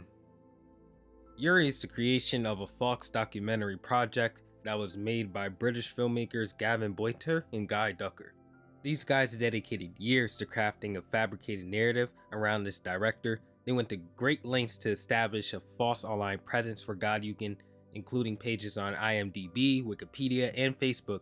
It even came to a point where a playwright even inquired about the director with hopes of staging a biography. And this time around, I believe this is the first instance of two official filmmakers, artists, etc. being caught rather than exposing the hoax themselves, because wiki editors kind of put everything together and figured out that Yuri did not exist. Pierre Dupont. Pierre Dupont was a hoax created as part of a much more massive hoax called ART Quarterly. And ART Quarterly was supposedly an art journal that contained many artists and their work, but when people investigated Art Quarterly, they found a PDF to the paper was hosted on tastykinky.com, which claimed to be online real estate for web-based art projects. And upon even further investigation into this journal, they found out that not a single person mentioned in this Art Quarterly ever existed, including Pierre Dupont. Chu Chi Zui. Based on the article provided, Bishop Chu Chi Zui is portrayed as a satirical character, supposedly a significant figure in the Chinese Patriotic Catholic Church, and he's described as a prominent canon lawyer. Bishop Chu dedicated 68 years to improving relations between the Chinese Patriotic Catholic Church and the Vatican. And I was able to kind of structure this in a way where it sounds a little bit serious, but the real text is as dumb and all caps and stupid and funny. And the illustration of this character is Mao Zedong, so don't take it serious. It's all satirical and fake. Brian L. Friedman. Brian is a distinguished American dancer and choreographer, and he was well known for his contributions to the world of dance. He swiftly rose to prominence as he grew up, and he was under the guidance of esteemed mentors such as Joe Tremaine and Twyla Tharp. He even had collaborations with Michael Jackson, and I can go on and on and on about this entry, but we all know it's fake because the moment that somebody says they have a collaboration with Michael Jackson, it's sure to have a reference towards it, and this has no references of Michael Jackson at all. No collaboration, no music, etc. So we know that this guy does not exist. Conchobar Matt Conroy. So Conchobar's reference was completely deleted, but apparently this man's hoax lasted so long, he made it onto the list of modern extreme longevity claims, which are claims that lasted longer than 130 years from the 14th century onward. Strange criteria, but I'm sure there's a good reason behind it. Gulab A. Khan. Gulab A. Khan is part of a hoax biography. He's supposedly an individual with an educational background claiming attendance at institutions such as Le Rose, Eton, Trinity, Stanford, and Harvard. And the biography alleges that Gulab was a highly successful venture capitalist with a net worth of $3 billion and the founder of Gulab Khan Capital Partners, purportedly one of the world's leading venture capital firms, known for investing in major companies like Apple, Cisco, and Google. And people call this a hoax because all of his success, and again, no references, no articles, nothing like that, just like many of the other entries on the list. George Clemens. George Clemens was an American cinematographer, and he was said to have worked on The Twilight Zone and 12 O'Clock High, and his talent in cinematography was recognized with a Primetime Emmy Award in 1961 for his work on The Twilight Zone. This accolade marked one of the highlights in his career, showcasing his skill in capturing the visual essence of this series. Additionally, he earned 3 more Emmy nominations, further solidifying his reputation as a distinguished cinematographer in the television industry. But this guy's not real. He never worked on the Twilight Zone, and that's exactly how people were able to spot that he never really existed. Sven. Sven is another character from Sorry I Haven't a Clue, like Mrs. Trellis of North Wales, but I believe Sven was more prominent in the show as he's more of a host rather than just a running gag. Despite him being a host on the radio, he doesn't really exist. Now we leave tier 7 and finally enter tier 8, the last tier. So before we even get into this tier, I need to tell you guys that first, this tier is shorter than most tiers, and second, I expect to have even less information on them than I did with previous tiers. With that being said, let's finish this up. Cruz Thompson. Cruz Thompson is a guy with just a crazy entry. I'll quickly summarize it. So he was born on 9/11/2001, and then the article just lists tons of allegations towards him, including being a national war criminal responsible for acts such as stealing band-aids from children, all the way to bombing the Capitol building of northern Afghanistan.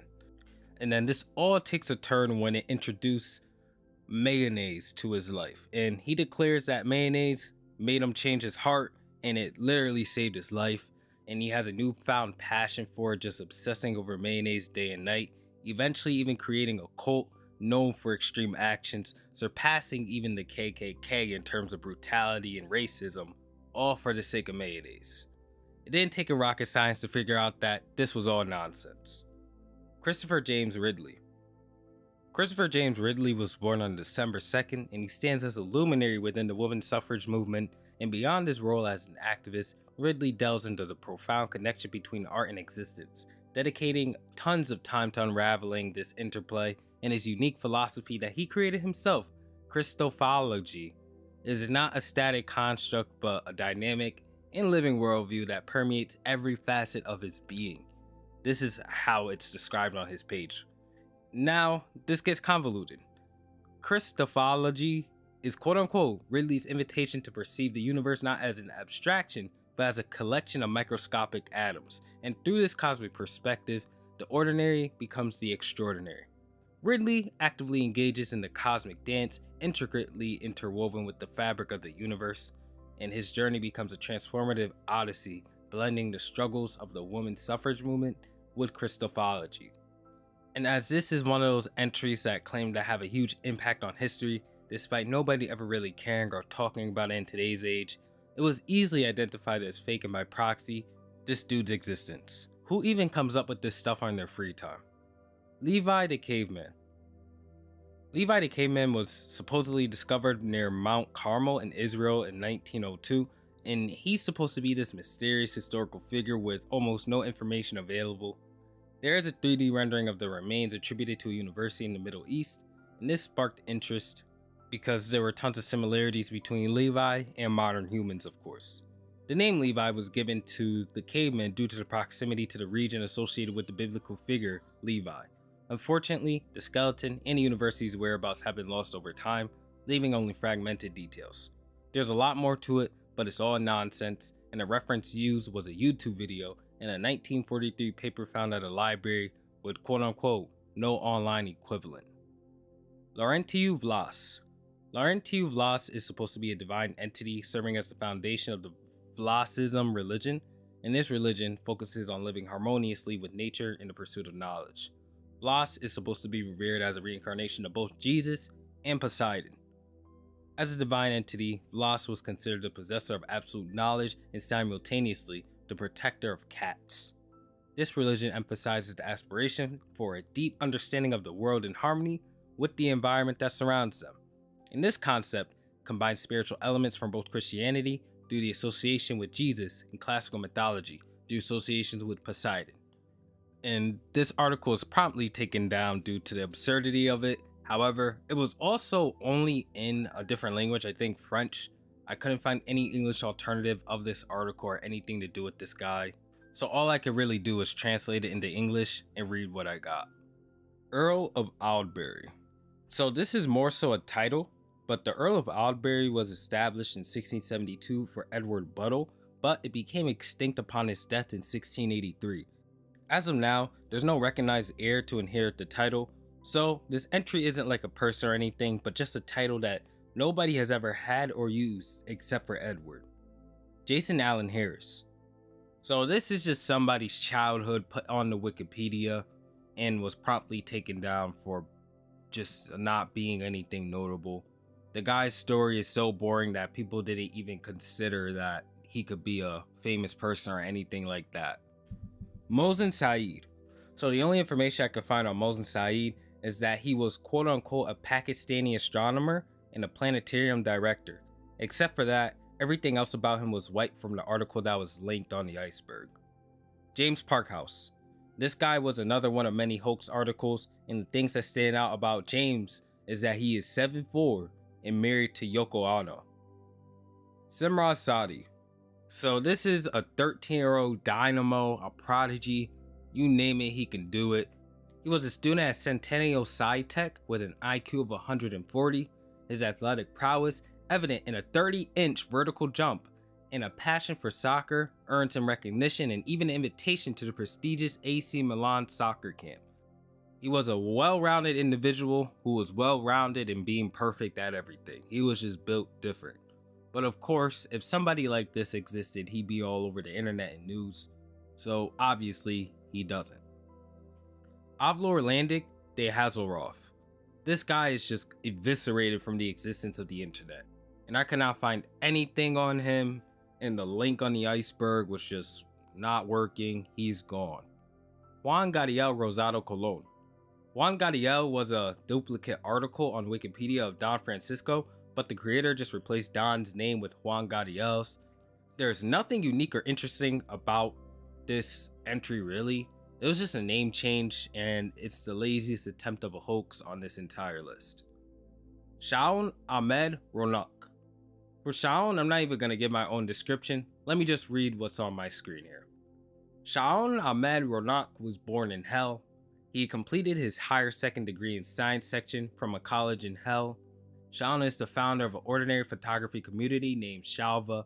However, this community and his website is still under development. Yeah, I don't know what's going on here. Jacob Kent Falls. His article simply states he is the smartest man in the universe with an IQ of 69,000. Honoru Stanley. Honoru's article is just their birthday, May 4, 2002, and it was taken down because that's all it is. Noah William Laudridson, and finally Noah with the article of I'm Noah. Ironically, I believe this guy truly does exist, but this was just a joke entry of himself onto Wikipedia, but it was taken down since he's not a notable figure. An ironic way to end this iceberg. And with that, this doozy of an iceberg has finally been completed. I am so happy to have this done so I can move on to the next one. With that said, thank you guys for watching. I really appreciate all the support recently. And with that, I'll catch you all in the next one. And hopefully the next one's more scary. You know, I like scarier icebergs. I thought this one was going to be scary, but turned out to be more so of a history project.